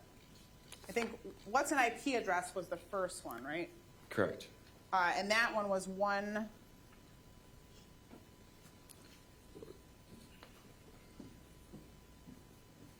I don't know how far back you Oh, 145. Okay. Yes, you're right. What's an IP address was 145, so that's the first one, and that starts at 712, correct? Correct, 7:12 p.m. Okay, and then so on, sorry, can you go, yeah. So starting with page 152 of Exhibit 130, line 855, what question or what is searched in the actual device? So on 855, the question is asked, can the police find your exact location via an IP address? That's on April 4th at 7:19 p.m. Subsequently, with Exhibit 146 I read earlier, it says, can the police find your exact location via an IP address, Quora, at April 4th at 7:19 p.m., meaning they are at the exact same time. And then line 856. 856, can the police find your exact location via an IP address? That's on April 4th, 2024 at 7:19 p.m. Line 857. How can my home address be found with my IP address? April 4th, 2024, 7:33 p.m. And then, so this, continuing on, page 152, line 858. How can Google retrieve my real IP address? Our VPN. So what a VPN is it will randomize your IP address. So if I get a VPN and install it or run that through my computer system, I can be using an IP address from Brazil, even though I'm sitting here in Juneau, Wisconsin. So VPN is something that you can alter your IP address with.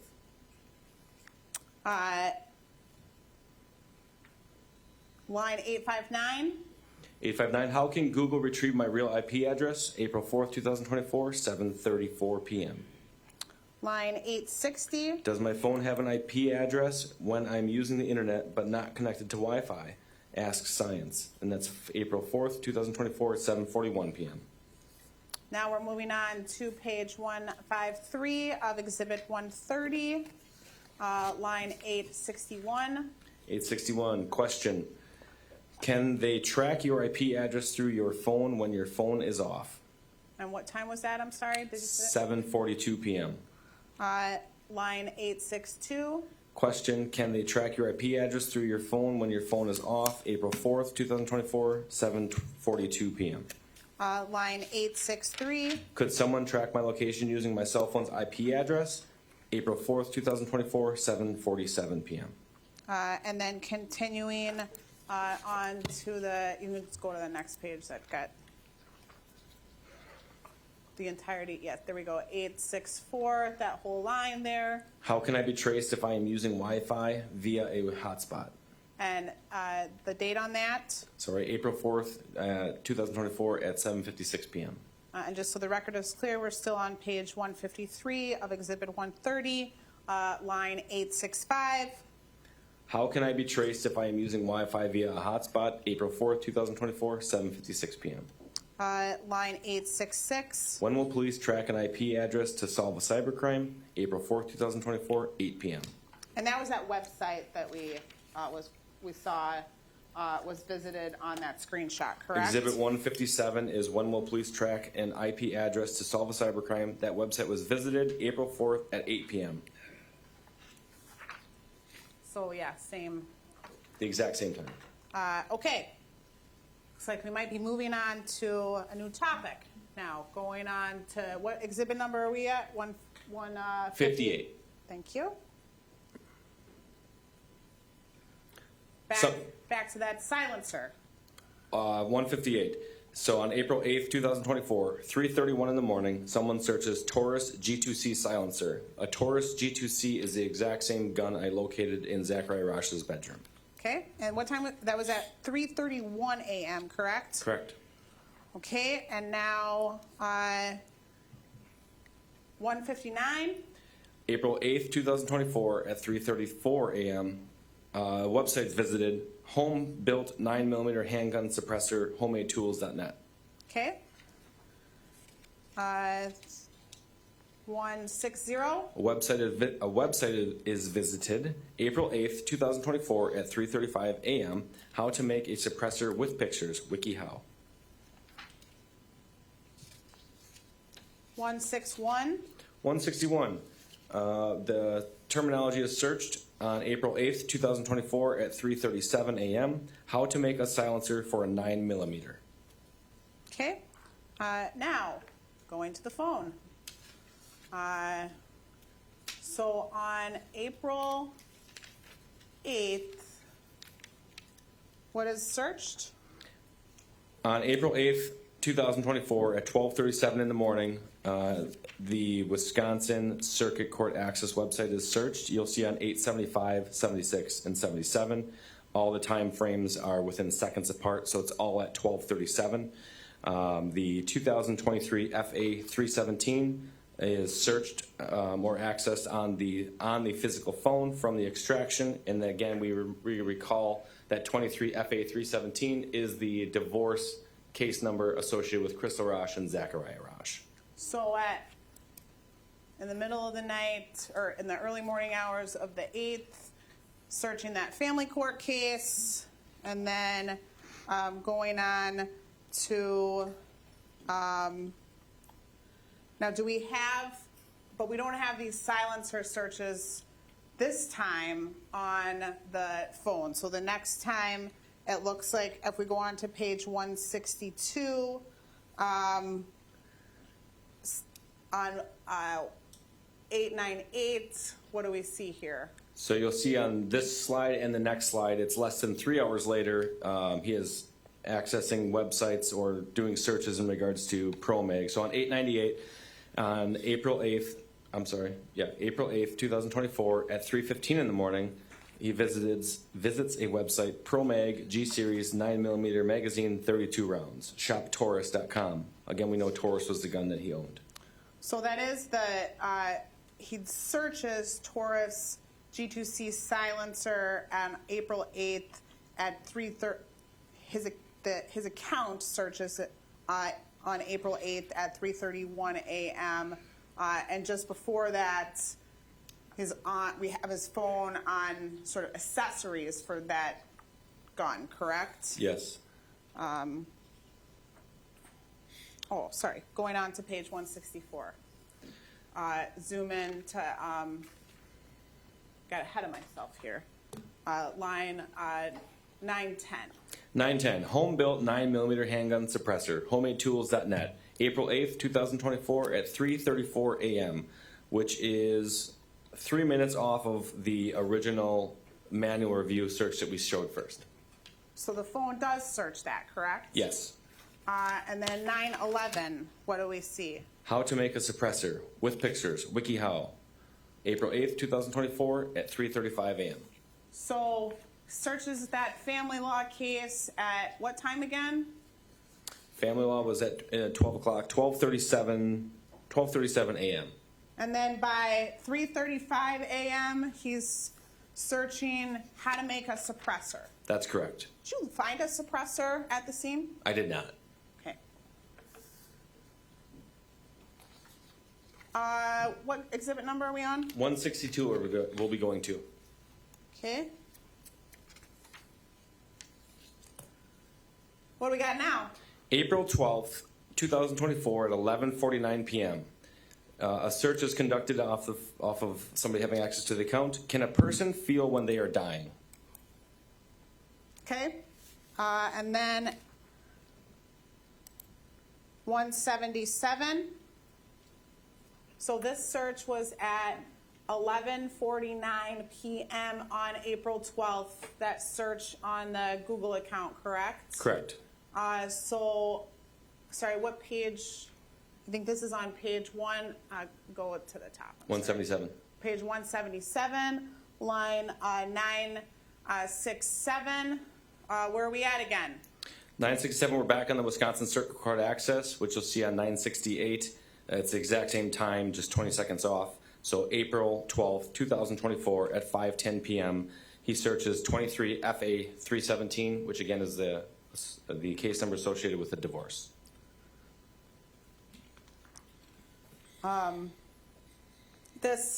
Can a person feel when they are dying? We did not get that on the device, on the Celebrate search, correct? I don't believe so. Okay.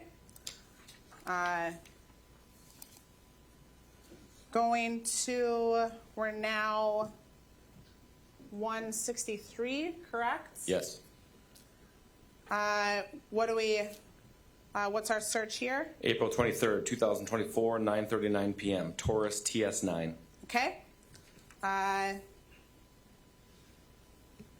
160. Sorry, we're on 164 now, right? What's this search? May 25th, 7:31 p.m. Where to get ammunition, Adams, Wisconsin. Okay. May 165. May 28th, 2024, 12:20 a.m. A website is visited. Do you die instantly from a gunshot to the head? Do you feel any? And then there's obviously more to the website, but you can't see it here. 166. 166, May 28th at 12:40 a.m. Website is visited. What is the difference between head shooting and chest shooting? 167.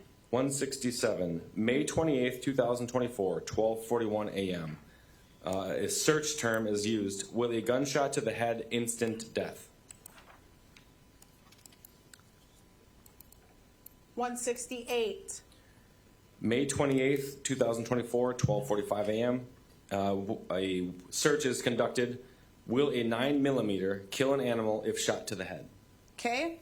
Now, Going on to page 189 of Exhibit 130. Let's zoom into that top line first.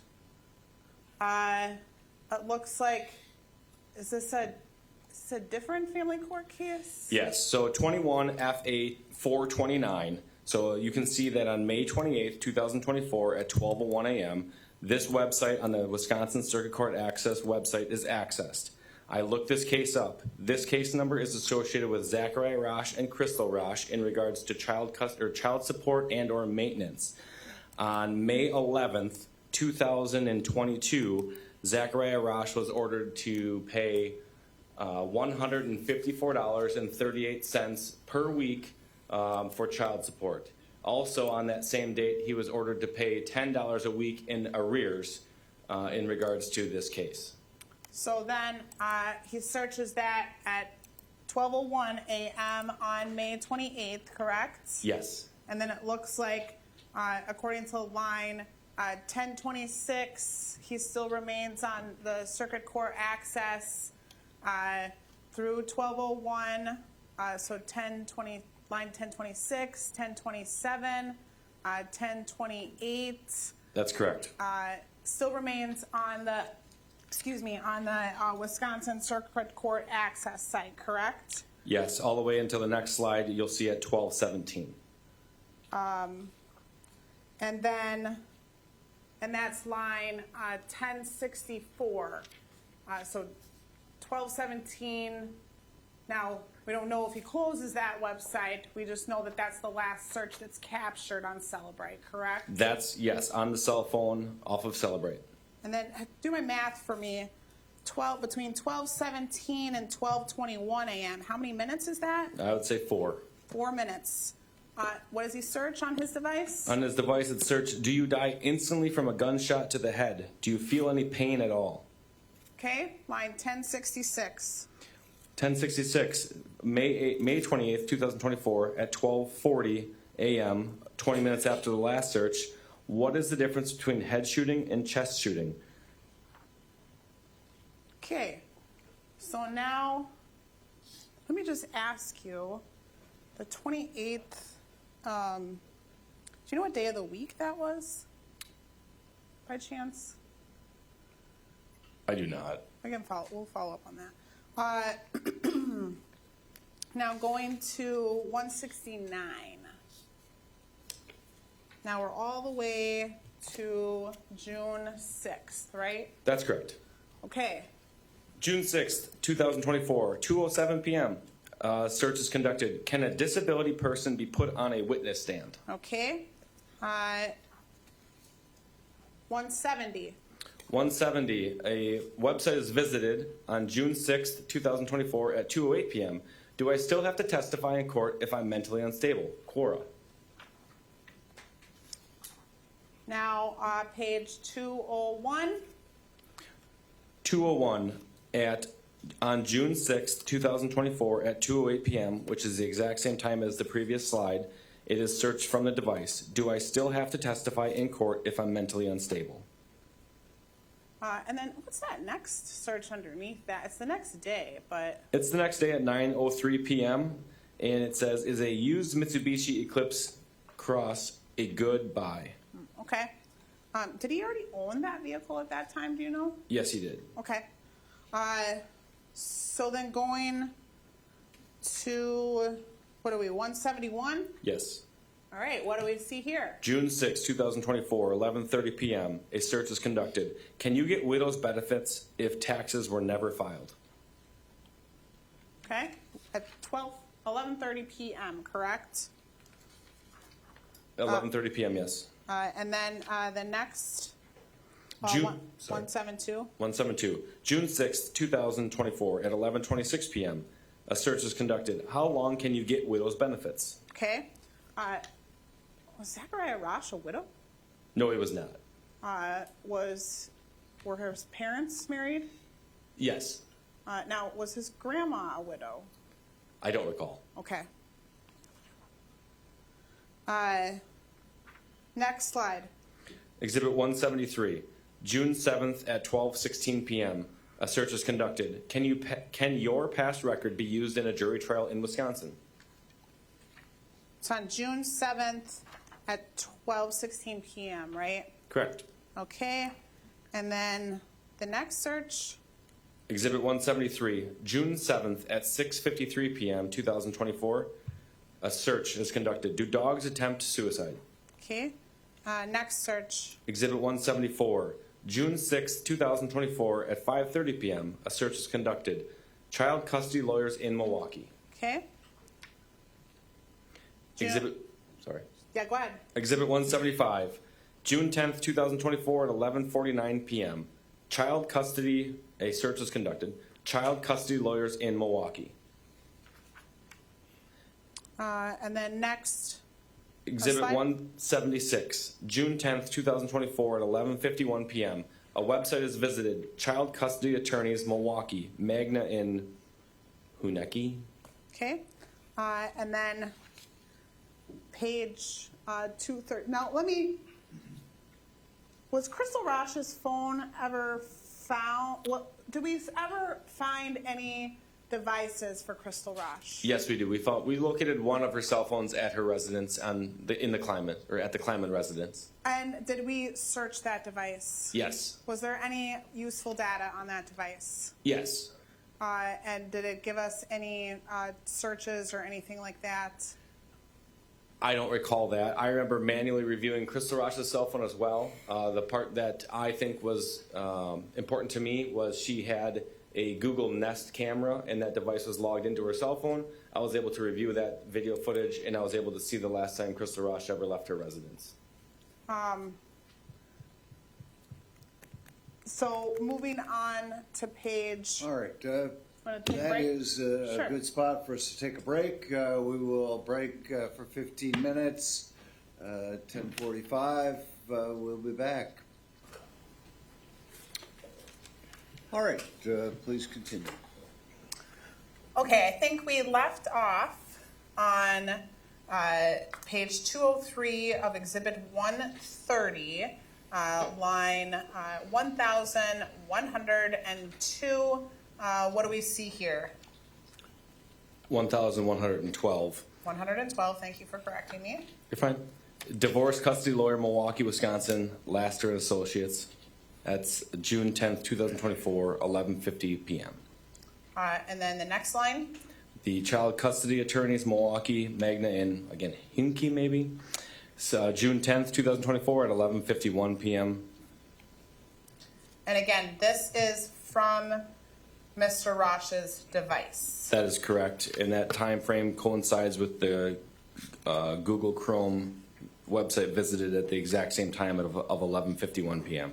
Okay, now going on to Exhibit 177, right? Yes. What do we see here? June 11th, 2024 at 10:40 a.m. How to get to Milwaukee without interstate map. Okay, and 178. June 11th, 2024 at 10:41 a.m. How to get to Milwaukee without interstate. Just a reminder, those two, do you know those two attorneys that he was Googling the night before, where they were located? I believe that, I don't recall, but I believe it might have been Milwaukee. Okay.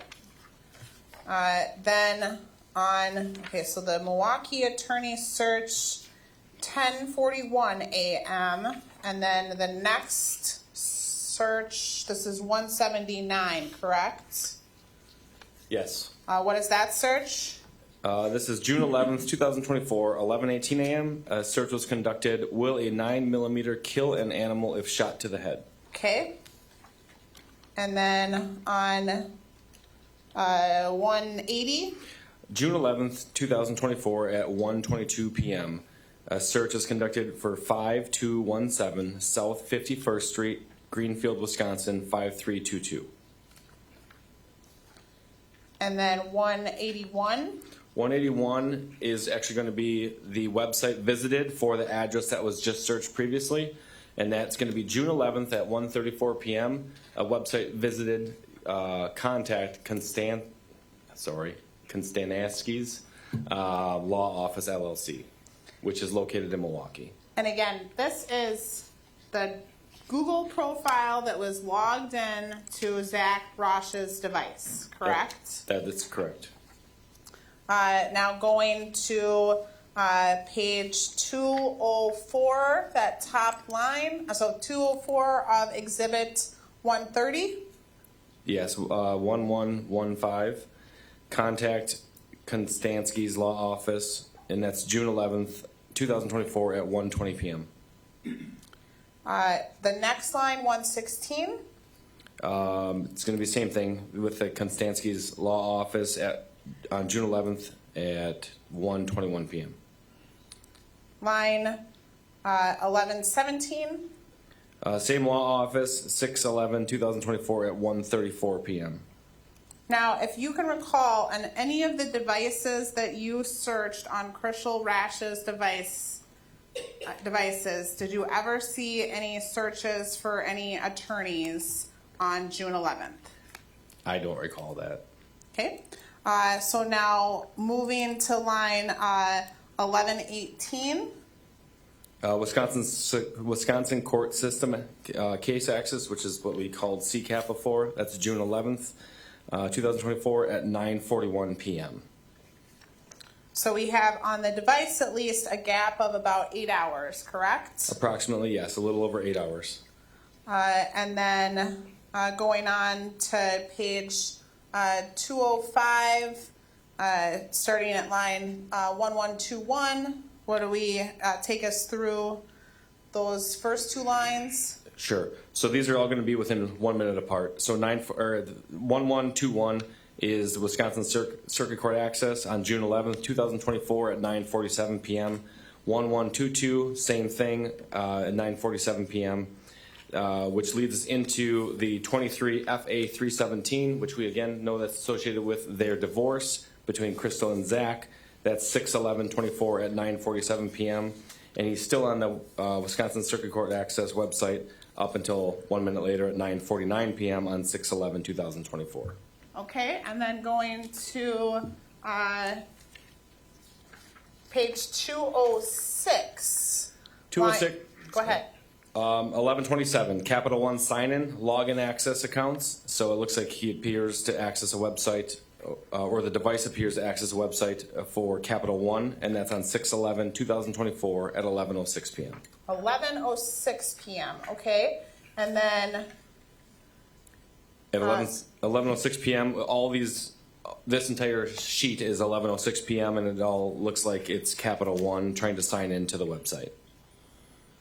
is it fair to say, it's not captured, but if you can go to page, you still have 230 up there on the witness stand, right? 230. I'm sorry, 130. Yes, I do. If you can go to page 206, does that whole page of 206 appear to be Capital One logins?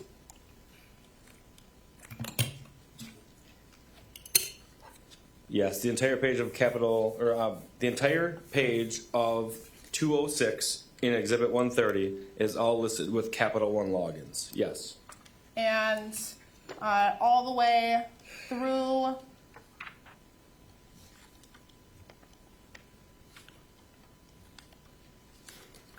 the last access for Capital One appears to be, it's not on this account, but it appears to be at line 1146. Is that accurate on page 209? That's accurate, and throughout these, which the jury can't see, but it's obviously in Exhibit 130, it'll say Capital One sign-in help, Capital One Air, Capital One online servicing, sign-in help, account summary. And then I'm going to show you page 2 of Exhibit 11. Sure, that's right.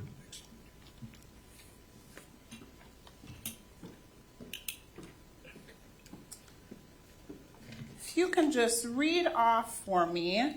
So page 2, Exhibit 11, there is a transaction that occurs on 6/11/2024 at 11:11 p.m. Can you tell me what that transaction is? There is on 6/11/2024 at 11:11 p.m. transaction number 49 is a Capital One card payment. Okay. Now, going on to the next slide here, which is going to be page 210. Yes. If we can zoom in to the top of that, what do we have here on line 1154? IHMVCU Pay My Loan. It looks like he accesses a loan website. And so if we can just scroll down to, it's a line 1155 and 1156, correct? Yes.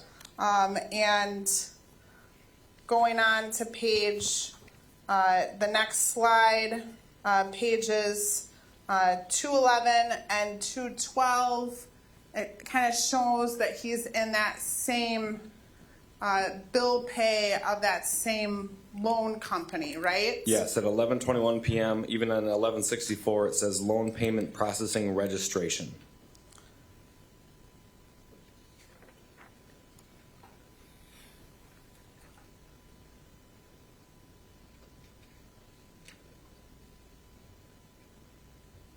And then at some point, the next day, if you can read at 6/12/2024 at 8:43 a.m., is there a transaction that shows up on Crystal Rasch's account? Yes. And what is that? On 6/12/2024 at 8:43 a.m., there is a transaction number, there's 2, but then there is a description of OBP asterisk IHMVCU, which is consistent with the website that we're seeing here on the website, or on the screen. So loan payment Yes. transaction. For how much money?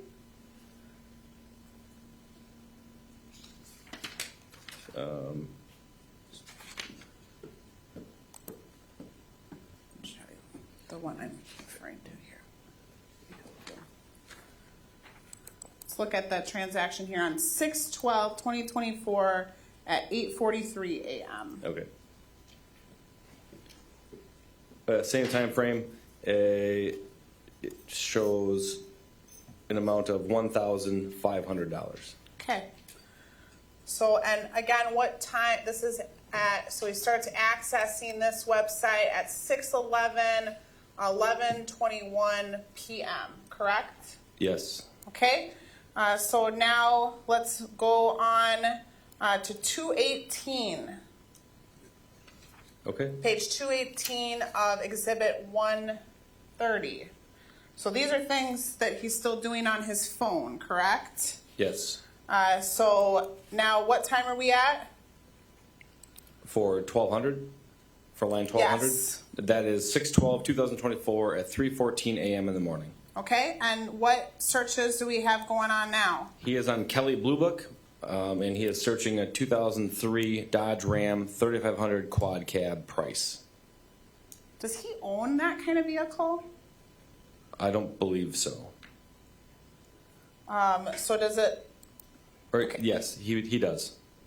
so, and then line 1201, Still on Kelly Blue Book, looking for possibly the price of a used vehicle of the 2003 Dodge Ram 3500 quad cab. 1202, line 1202. So I'm familiar with Kelly Blue Book, and you have to go through, click like your options and stuff. It looks like he's still on Kelly Blue Book with that same 2003 Dodge Ram. And what time is that, 1202? That is at 3:16 a.m. on 6/12/2024. 1203. It looks like he's on NissanUSA.com looking at possibly cars. And what time is that? Sorry, 6/12/2024 at 3:18 a.m. in the morning.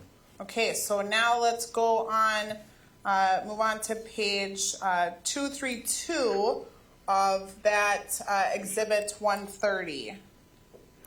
So 1284, he's on the Wisconsin Circuit Court access. I can't see what he's accessing, but he's on there, and that's on 6/12/2024 at 11:38 a.m. Okay, and then 1285.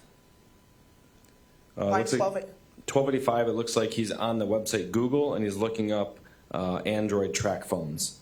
And what time is that search? 9:57 a.m. on 6/13/2024. Okay, the next line. Wisconsin Court Circuit Access, 6/13/2024 at 10:13 a.m. Okay, and those are the next two lines, correct? That's correct. Now we're on exhibit, I think, 182, correct? 182, that's correct. All right, now what do we see on 182? 182, you will see a screenshot. It does not have the date. However, I can tell you that it is on 6/13 from me doing this. So June 13th, he is searching carpet cleaners at Menards, carpet cleaners. Well, he searches for it, and he also visits a website. Okay. And he also visits a website for Wisconsin Circuit Court access. So then, going to page 233 of exhibit 130, what do we see here? So on 1290, you'll see 23 FA 317. He accesses the website Zoom in, please. of the Dodge County Circuit Court access, or Wisconsin Circuit Court access, Dodge County. That's on June 13th, 2024 at 10:14 a.m., which you can see from the previous slide. He searched at 10:13 a.m., so that coincides with one another. Then on 1291, it's a carpet cleaner for Menards, or carpet cleaner at Menards, which is 6/13 at 10:16 a.m. And you'll see that exact same search at 10:16 a.m. on his Google timeline for his search history. And then 1292, it's either looks like accessing a website from Menards for a Dirt Devil portable carpet and upholstery spot cleaner at Menards. So that's this here, even though for some reason we're going really great with our technical capabilities and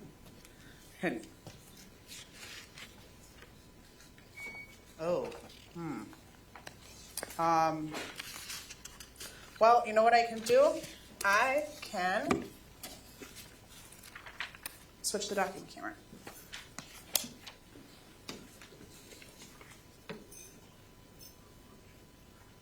So we are on 183. That's correct. Let me switch the document camera here.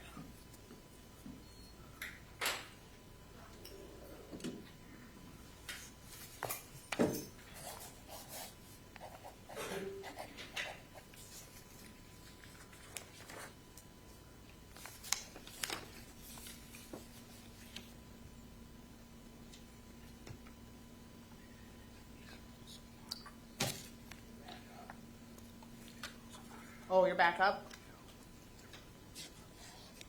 We can do just this one, and then we'll switch back to the, what do we see here? This is June 14th at 12:51 a.m. There's a search from the Google account, Highway R, Hartford, Wisconsin. Okay, and do you know why that is significant? No, I do not. Let's see if we can switch back. I'll stay here just in case.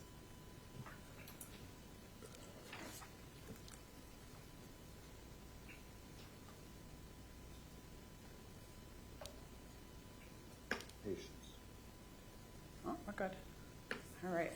All right, so that was 183, right? Yes. Okay. Now 184.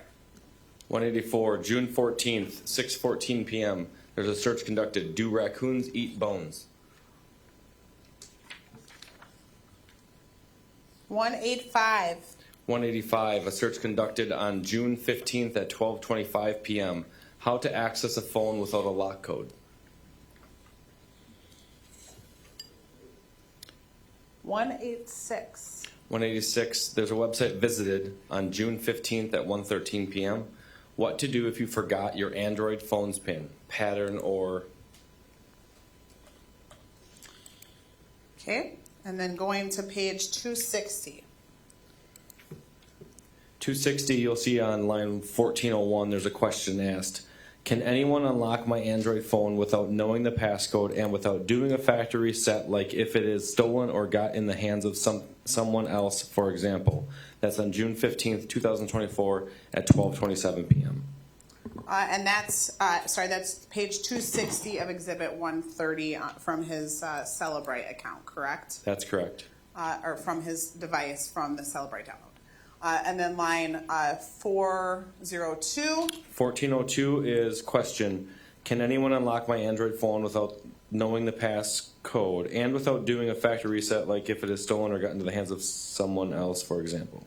And then line 1403. This is going to be a different time at 1:04 p.m. It says, I forgot my PIN lock on my Android phone. Here's how to unlock forgotten Android phone PIN, YouTube. So it looks like he's accessing a website or searching on YouTube how to unlock a phone. And then now moving up to page 261. 14. Zooming into 1404. 1404 at 6:15 on 6:15 at 1:04 p.m. I forgot my PIN lock on my Android phone. Here's how to unlock forgotten Android phone PIN, YouTube. So again, it looks like he's on YouTube trying to unlock a phone. 1405, what to do if you forget your Android phone's PIN, pattern, or password, June 15th at 1:13 p.m. And that's from a website, howtogeek.com. And then 1406 and 1407, what do we have here? Looks like he's just, looks like the phone device is accessing menards.com of some sort. And then moving still on to page, further down, page 261, line 1408 and 1409. Yeah, it's about a minute later from when he was accessing the Menards website. This time it looks like he's searching carpet cleaner at Menards. And 6/15/2024 at 4:49 p.m. And is that consistent with the screenshots that you got? Yes, it is. I don't know the exact time frame. I can tell you.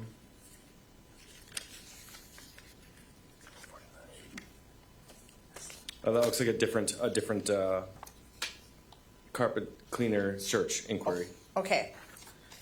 So now moving on to,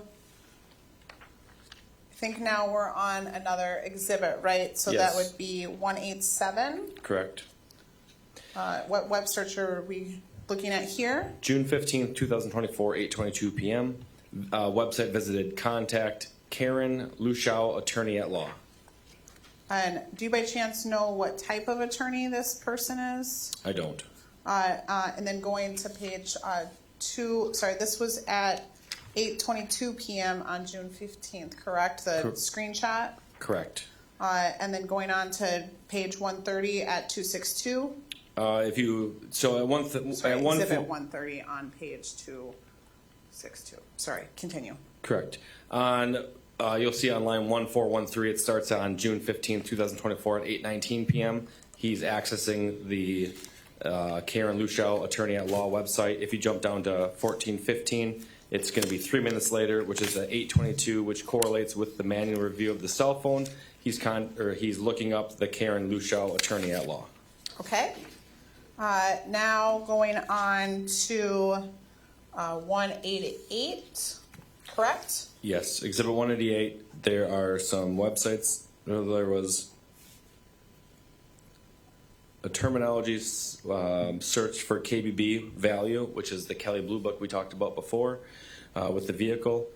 And then there's 2 items searched, one at 9:20 a.m., 2005 Chevy Cobalt oil filter location, and 12:57, 2023 Cross replacement passenger seat. And do you recall the date of these searches? I believe those will be on the next slide. I think it's June 19th. Okay, and so now going on to 189. So what you saw on the last slide is what I could look at in the manual review of the phone, which does not give me the exact date and time. If I click on each individual search, which I have done here, which you can see, this will, I guess, blow this up and give you some more details. So this shows you that when he searches 2023 Eclipse Cross Replacement Passenger Seat. It's on June 19th at 12:57 p.m. And then, sorry, that was, Device, or from the Google account. Can police get search warrants on a Sunday in Wisconsin? why was that significant to you? Why was this search significant for me? Yes. Deputy Kukan, I believe, had contact with Zachariah Rasch at his residence on Sunday, June 23rd, shortly before this search transpired. Okay, now let's go to page 301 of the Celebrates, the starting at 1615. So 1615, you'll see that he's on the Unemployment Wisconsin website, which we talked about earlier from the Google search history, and that's at 9:45 a.m. on 6/23. Again, the very next line is the exact same time for the unemployment website. And then later that day at 7:10 p.m., he's looking up, or the device accesses Wisconsin Legislature 968.13. Then going on to page 3, continuing with 301, line 618.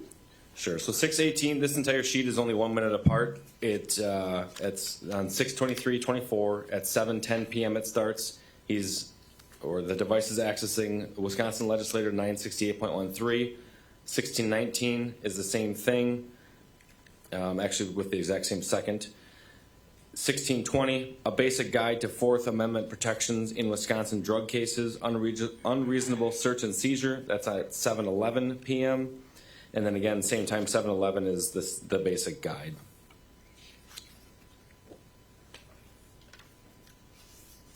And that's all, okay, so going on to page 302.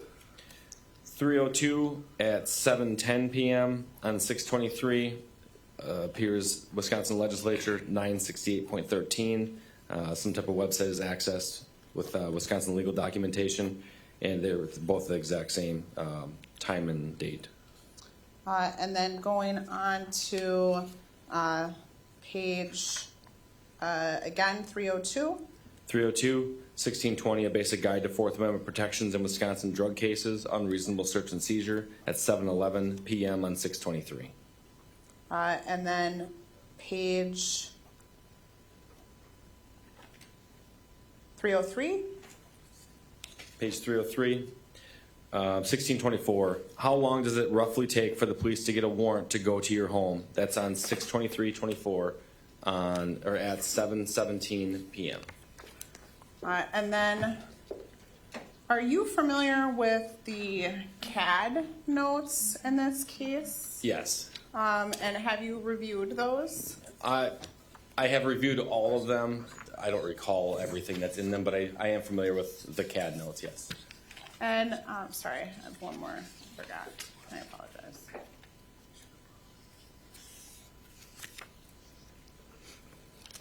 Oh, we marked. That's okay. I'm going to show you what's been marked as 204. And what is 204?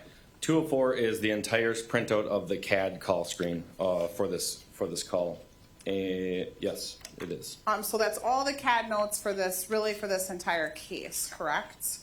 That is correct. And was there something significant contained in the CAD notes for, I would say, the early morning hours of the 24th?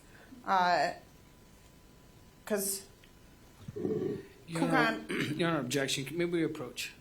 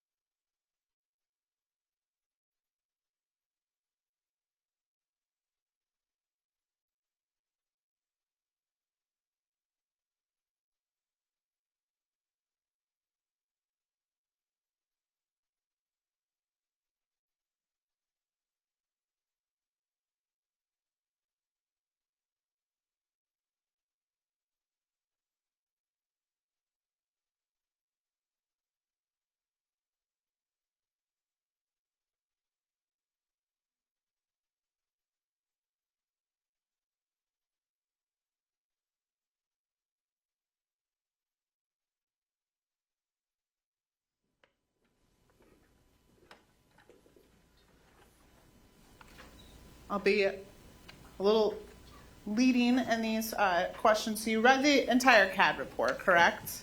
And you're familiar with it? Yes, I have previously. But was there a submission on the CAD report from June 24th, 2024, that was recorded a tip to the sheriff's office regarding Crystal Rasch? Yes. And then did you memorialize that, isolate that from the CAD report for this PowerPoint? Yes, I did. And so I'm going to show you exhibit 2 or 195. Is that right? It's not marked 195. It's still in 194. 195 is another search. So this is not okay. So we'll. It's still part of 194 in my sheet. Can I see it? I'm sorry. So this is exactly still all 194. This is 193. This entire thing is Okay. 194. So what I'm going to show you is an excerpt from from exhibit 204. And it's page 8 in exhibit 194. If that's how you, I mean, that's just how you gave it to me. Or you can just do it up there.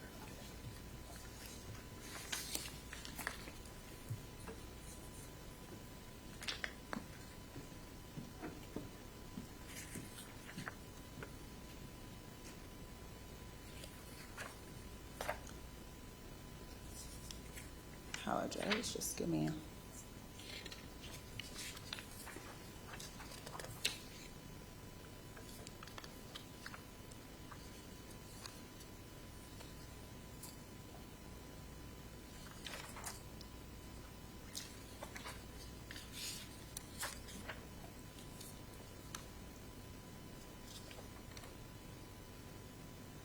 So it's on an excerpt from page 2 of exhibit 204. I'm going to show you that on the screen now. Apologize for that delay. And so what is, let's start first at the top, that K. Bukta there at the top. Who is that? That's a dispatcher on the very top here. That's we know who enters this entire call comment. And so maybe if we can just zoom into the very top first.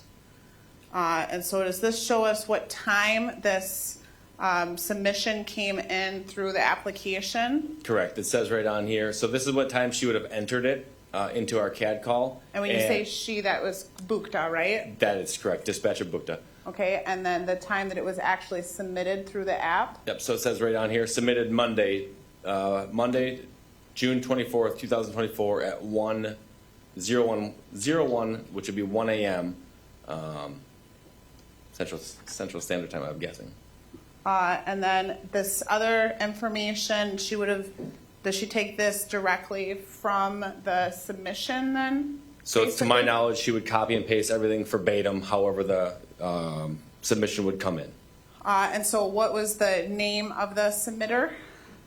The name is listed as Crystal Rasch. The email address? crystalrash8@gmail.com. Any phone number? No. Any date of birth? No. Address? Dewdrop Trail.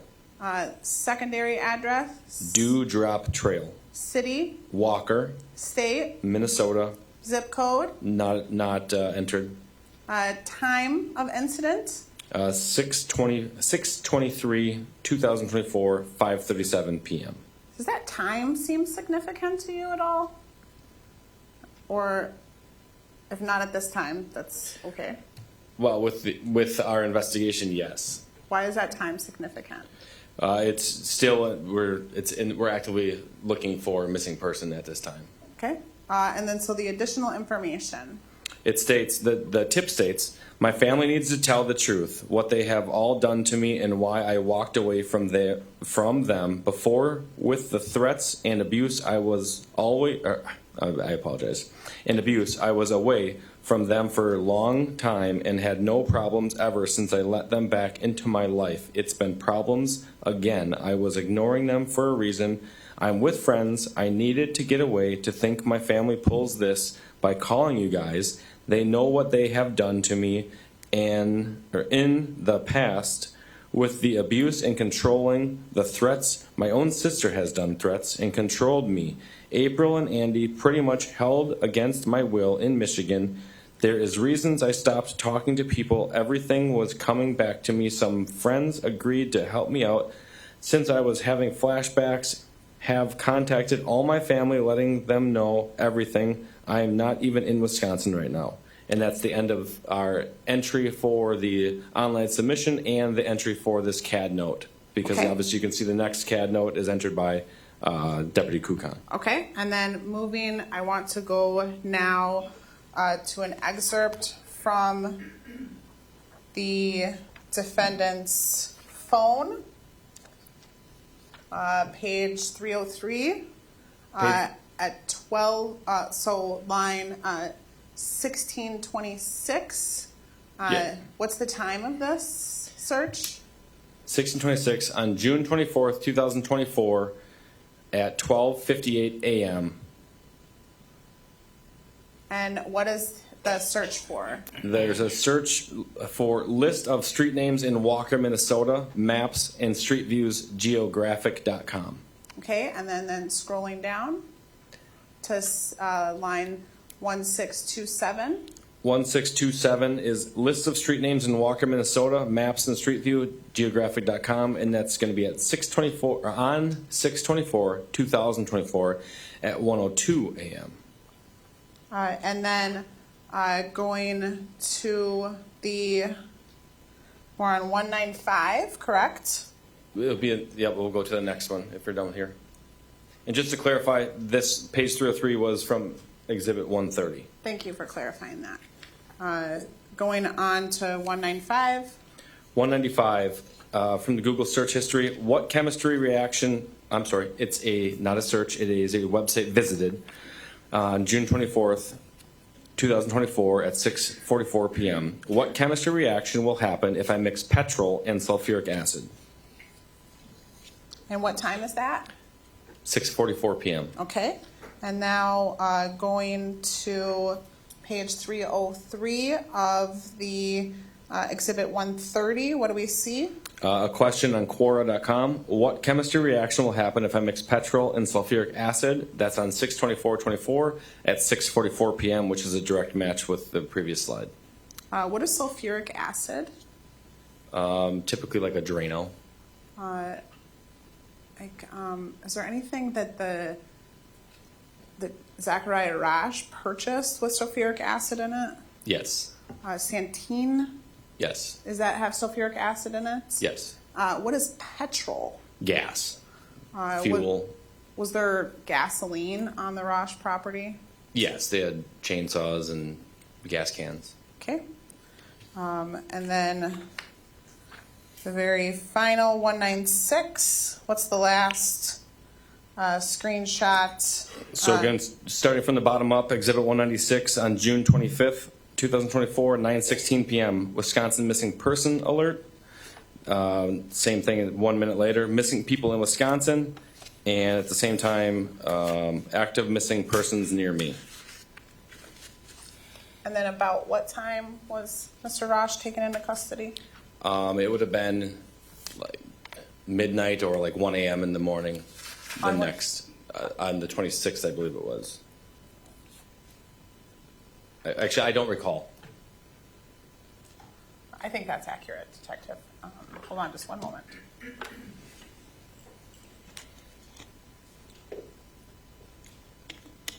I have no further questions.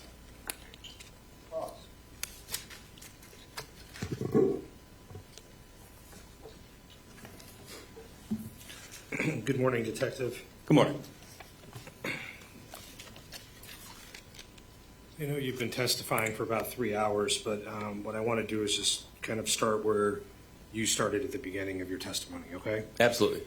The beginning of your testimony, you indicated that you were called to assist with the execution of a search warrant at the Wood Road residence, correct? I was ultimately, that's what happened. I was called in to get video footage first, and then eventually it was known that a search warrant would take place. Okay. And so you were there when law enforcement executed the search warrant just after midnight on June 26th? Yes. Okay. And your testimony was that your initial position there was that you were on the perimeter of the residence? After speaking with Scott and Mary Rasch, yes. Okay. And as obviously a detective on this case, you're familiar with the reports that other people have written? Not all of them, but most of them. Okay. You're aware that in some of the other reports, in terms of the execution of the search warrant, other people in your agency reported that Mr. Rasch was a little slow to open his door? I believe so. Okay. But eventually he opened the door voluntarily?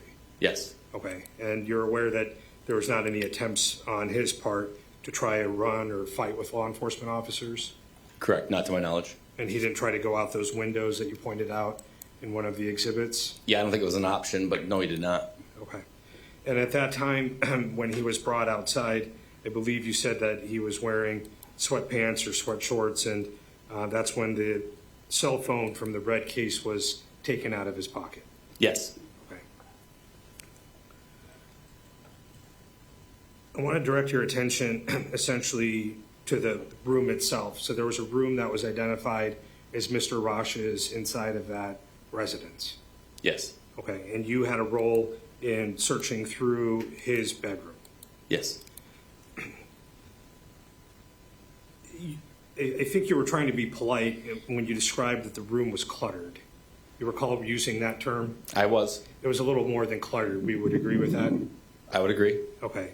It was, property in that room essentially was stacked from the floor to the ceiling in some locations.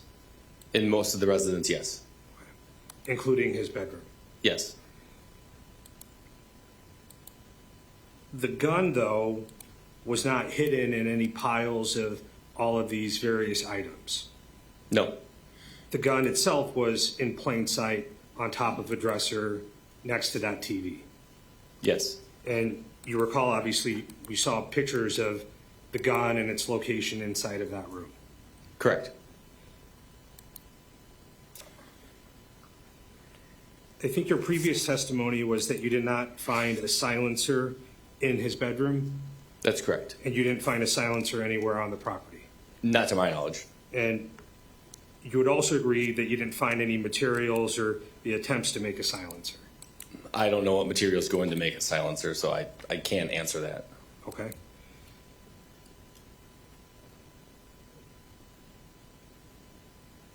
At the very end of your testimony, you mentioned the fact that obviously Deputy Kukan paid a visit to Mr. Rasch in the afternoon at some point or early evening hours on June 23rd. I believe so. Okay? And then we went through a whole litany of all of Mr. Rasch's web searches. You recall this? Yes. Okay. And part of the web searches that he had immediately after Deputy Kukan left were those searches regarding search warrants and visiting the legislative websites and things of that nature? I believe that timeline would be correct, yes. And that would be immediately after the deputy had contact with him initially? Yes. Is it fair to say then that obviously Mr. Rasch was aware that law enforcement potentially could be returning to the residence with a search warrant to search his bedroom and the rest of the property? It would appear so. And yet the gun remained in plain sight on the dresser in his bedroom? Yes. You're also aware, I would imagine, from reviewing the reports of other detectives involved in your case, that the silver Mitsubishi that Mr. Rasch owned, you're aware that he owned a silver Mitsubishi? Yes. And you referred that you had contact with this vehicle because there was blood in the passenger seat compartment of that vehicle? Yes. Okay. And you're aware that that Mitsubishi was taken up to the Adams County property that was owned by Mr. Rasch's grandmother the following day on June 24th. I was not aware it was his grandmother that owned it, but yes, I knew it was taken to Adams County. Okay, so Deputy Kukan pays the initial visit to him on Sunday, June 23rd, correct? Yes. And then the following day, you weren't here maybe for the testimony, but there's flock videos and other things suggesting that that vehicle was transported to Adams County on June 24th. Yeah, I'm aware of that. Okay, and yet the gun remained in his bedroom on the dresser in plain sight. I don't know if the gun was there while the vehicle was being transported, but I agree with what you're saying, but I can't say that it was there the entire time. Okay, the gun was not left in Adams County at the property in Adams County. Correct. You mentioned a couple of the shirts that were seized for evidence in this case. Yes. One was one that said Silverado on it, Yes. and that's the shirt that Mr. Rasch was wearing on some of the surveillance videos that were obtained from the activities on June 11th. Yes. And those were the videos that we saw from the Culvers in Oconomowoc. I have no idea. Okay, you're not familiar with the videos themselves? I'm familiar. I don't know that you saw them, is what I guess I was saying. Sure. So he's captured on video in at least 2 locations on June 11th, correct? Yes. One is at Goodwill, Yes. and the other is the Culvers. Yes. And that's the Silverado shirt that you collected during the search warrant. Yes. You said that both of those shirts were sent for testing, I believe only one of them was sent for testing. and which shirt was sent for testing? The Silverado shirt. Okay? And what kind of testing did you request be done on that shirt? I didn't request the testing, so I don't know, sir. Okay. Do you know who did? I don't. Okay, fair enough.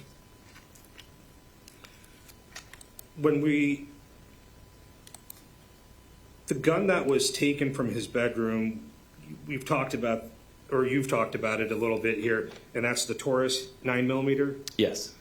When did he buy the Taurus 9mm? I remember coming across the paperwork, but I cannot give you an exact date or time. Do you think that it was in 2024?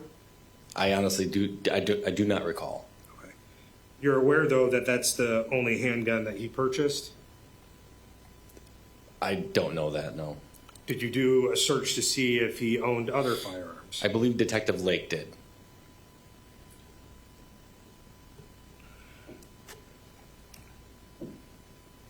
When people purchase a firearm, you would agree that it's not unusual for them to also look for accessories for their gun, Correct.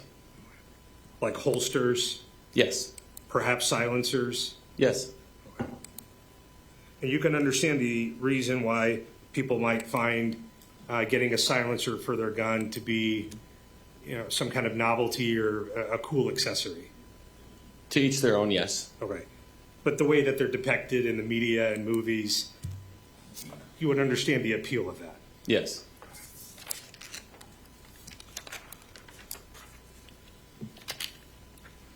You spent a lot of time going through the search history that you found on the device that was taken from his pocket. Yes. I want to run through some of those messages, certainly not all of them, but let's just start kind of at the top.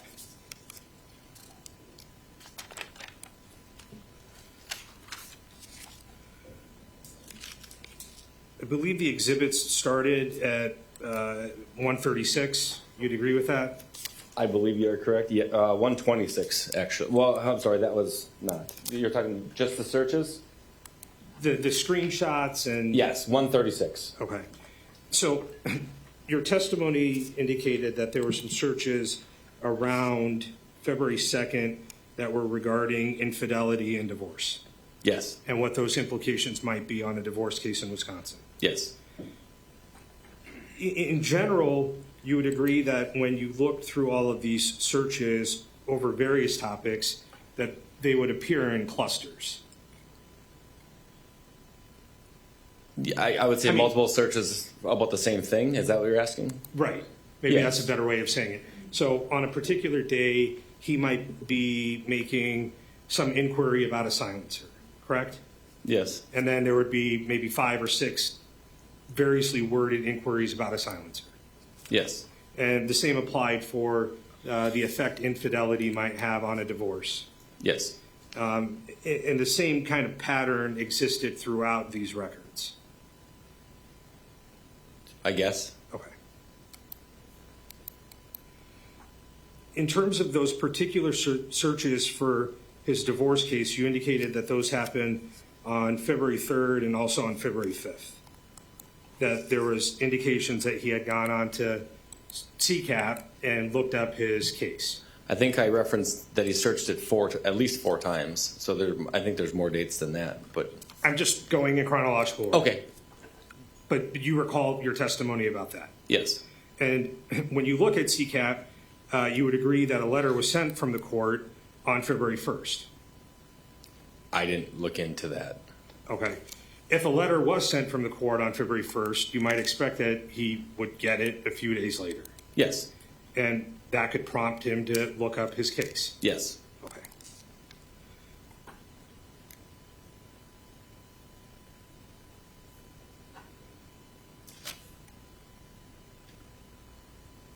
On February 20th, you referred to searches that he did in regards to a concealed carry class. Do you recall that? Yes.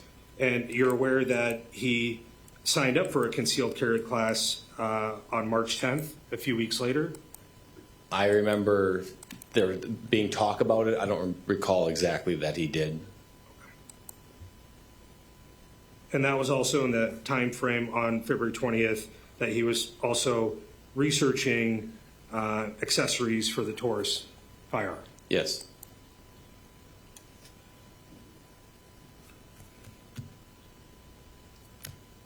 There was a series of messages that you referred to, I believe, as Exhibit 141, and these were in regards to installing cameras during a divorce. You recall that? Yes. And in particular, you're aware that Crystal Rasch is the one who installed cameras at the residence on 730 Main Street. I know that Crystal installed cameras, yes. She had a Google Nest camera on the Main Street address, yes. Okay. And those were the searches that he was looking up in terms of, can somebody install a camera during a divorce? I don't know if they correlate with one another. There was another web entry where Mr. Rasch looked up his divorce case on March 14th. You recall your testimony about that? Yes. Are you aware that he had a court hearing for the divorce case, a telephone scheduling conference on March 19th? No. If that was on CCAP, you would agree that that occurred? 100%. Okay. And it wouldn't be unusual for somebody to look up their case to see when their next court hearing might be, or what time it might be, or what courtroom it may take place in. Correct.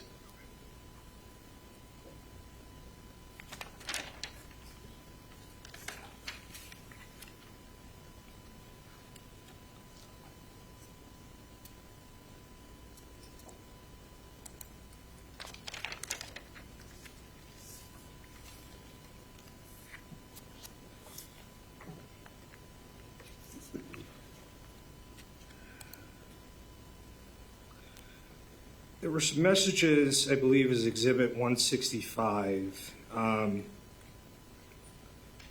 where there was some searches related to, do you die instantly from a gunshot to the head? Do you recall seeing those? Yes. Okay. And in your earlier testimony, you indicated that he had also searched another Dodge County case on the same date. Yes. And that was the case in regards to his child support. Yes. And your testimony earlier was that there was an order to modify his child support. Do you recall if that order took place on May 11th? May 11th, yep. Okay. Yes, sorry. The effective date of when he was supposed to start paying child support was on May 30th. Do you recall that? I recall reading it. I don't recall that date, but I will believe you. Okay. And that child support order that went into place, you recall your testimony that you said there was an amount to be paid for child support and then also an amount for arrearages. Yes. And the total amount was going to be $155 a week.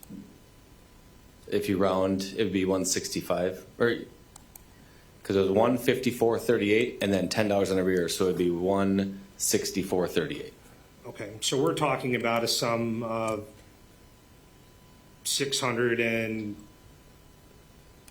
between $600 and $700 a month. Yes. Are you aware of where Mr. Rasch worked at the time? I believe reading through some of that, it said that Mr. Rasch was unemployed. That would have been earlier that year in March. Okay. Then no, I'm not 100% familiar where he was working at that time.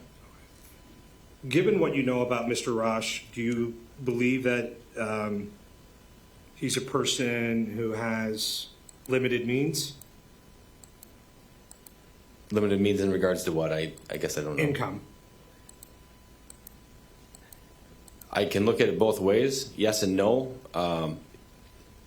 Initially, yes, because of the living conditions and the vehicles I saw, but then you have a newer vehicle and then you have all the stuff in the house, so you have to have money to buy the stuff. So I don't have a good answer for that. Sure, that's fair enough. You're aware that in terms of child support goes to individuals who actually have custody of children. Yes. Okay. And you're aware that at this point, when the court ordered child support, that wouldn't be money that would go to Crystal Rasch. It appeared it would not have gone to Crystal Rasch, and the reason I say that is because at the end of the 154.38 and in the arrears, it said Crystal Rasch's child support will be held pending open or held open. So that made me believe that that money would not have gone to Crystal, because why would both pay support? Unless the kids were somewhere else. And you're aware through the investigation that the children had been removed for 5 years. An extended amount of time, I don't recall that was 5, but yes. And that they were placed with the Dohertys. Yes.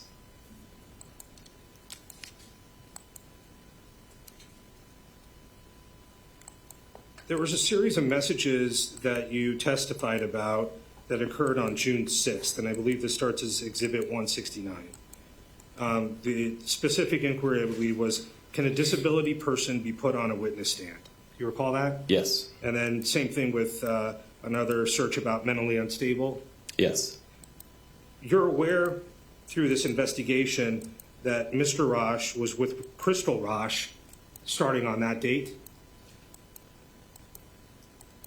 I knew they went to the Dells. I don't know. It would sound approximate at that time, but I don't know the exact date. Okay. You're aware, though, that Crystal Rasch was on disability?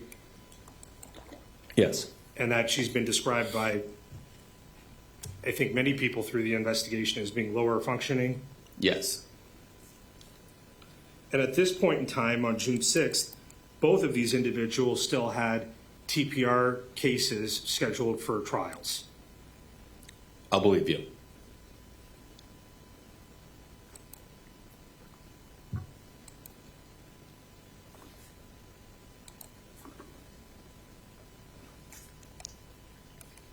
There were some additional searches that happened. One in Exhibit 173. On June 7th, there was an inquiry about, can your past record be used against you at a jury trial? Yes. The only jury trial that was scheduled that was imminent for Mr. Rasch at that point was for the termination of parental rights. You'd agree with that? Yes. This case had not been filed. Correct.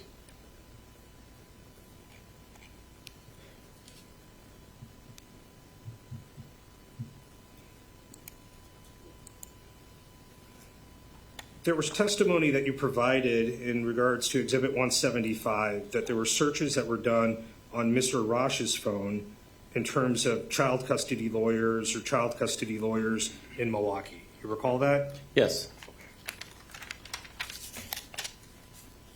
And DA Will asked you whether those similar searches were on Crystal Rasch's phone.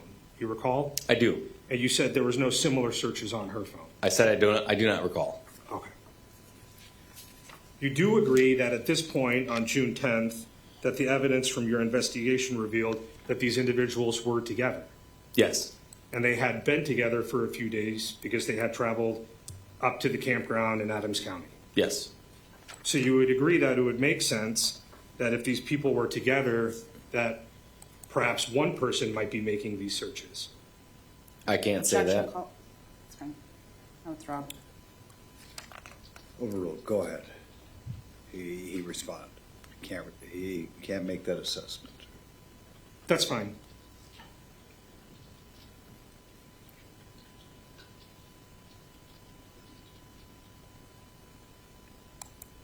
And you're aware that on June 11th, that these two individuals did in fact travel to the Milwaukee area, Yes. and that was in an attempt to have a meeting with one of these law firms. I don't know that.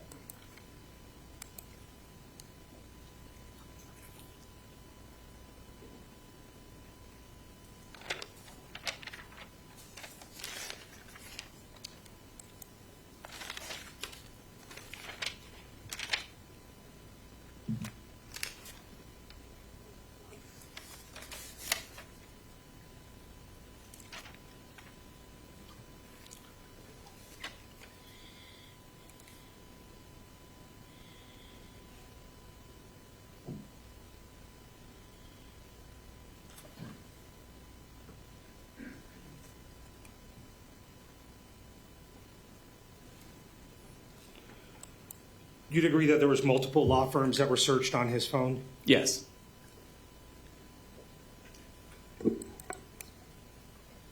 I don't have any further questions. Thank you. Very brief. Go ahead. Detective Young, I wanted to go back to when the defendant was placed into custody at his residence. Approximately how many officers were on scene at that time? 20. So would you say that he didn't have much of an option but to cooperate given the law enforcement presence on Objection. scene? Calls for speculation. Sustained.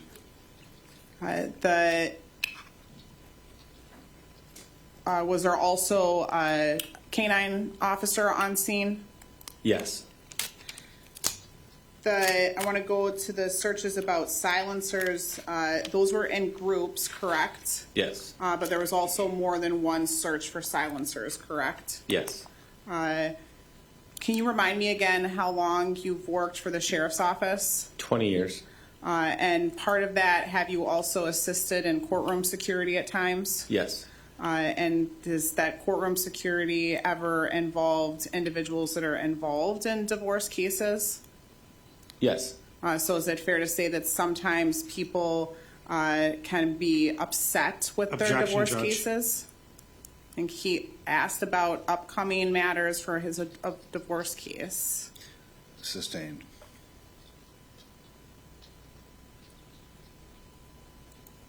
Next question, please. Did you pull Mr. Rasch's bank account information as part of your investigation? Objection, Judge, beyond the scope. I think that he did ask for him about Mr. Rasch's means, if he was a man of means. Overruled. I'm trying to think if I directly had access to his bank account. I believe the bank account the bank account, which we saw in one of our slides, showed an ATM withdrawal from an account that was associated with Zachariah Rasch. After he pulled $100 out of the ATM, the remaining balance was $74.81, if I recall correctly. But that's the only account that you can recall at this time. There's no other bank account associated with the defendant, Zachariah Rasch, that you can recall at this time. Not that I can recall. Nothing, thank you. Nothing further. All right, you could step down. Thank you, Your Honor.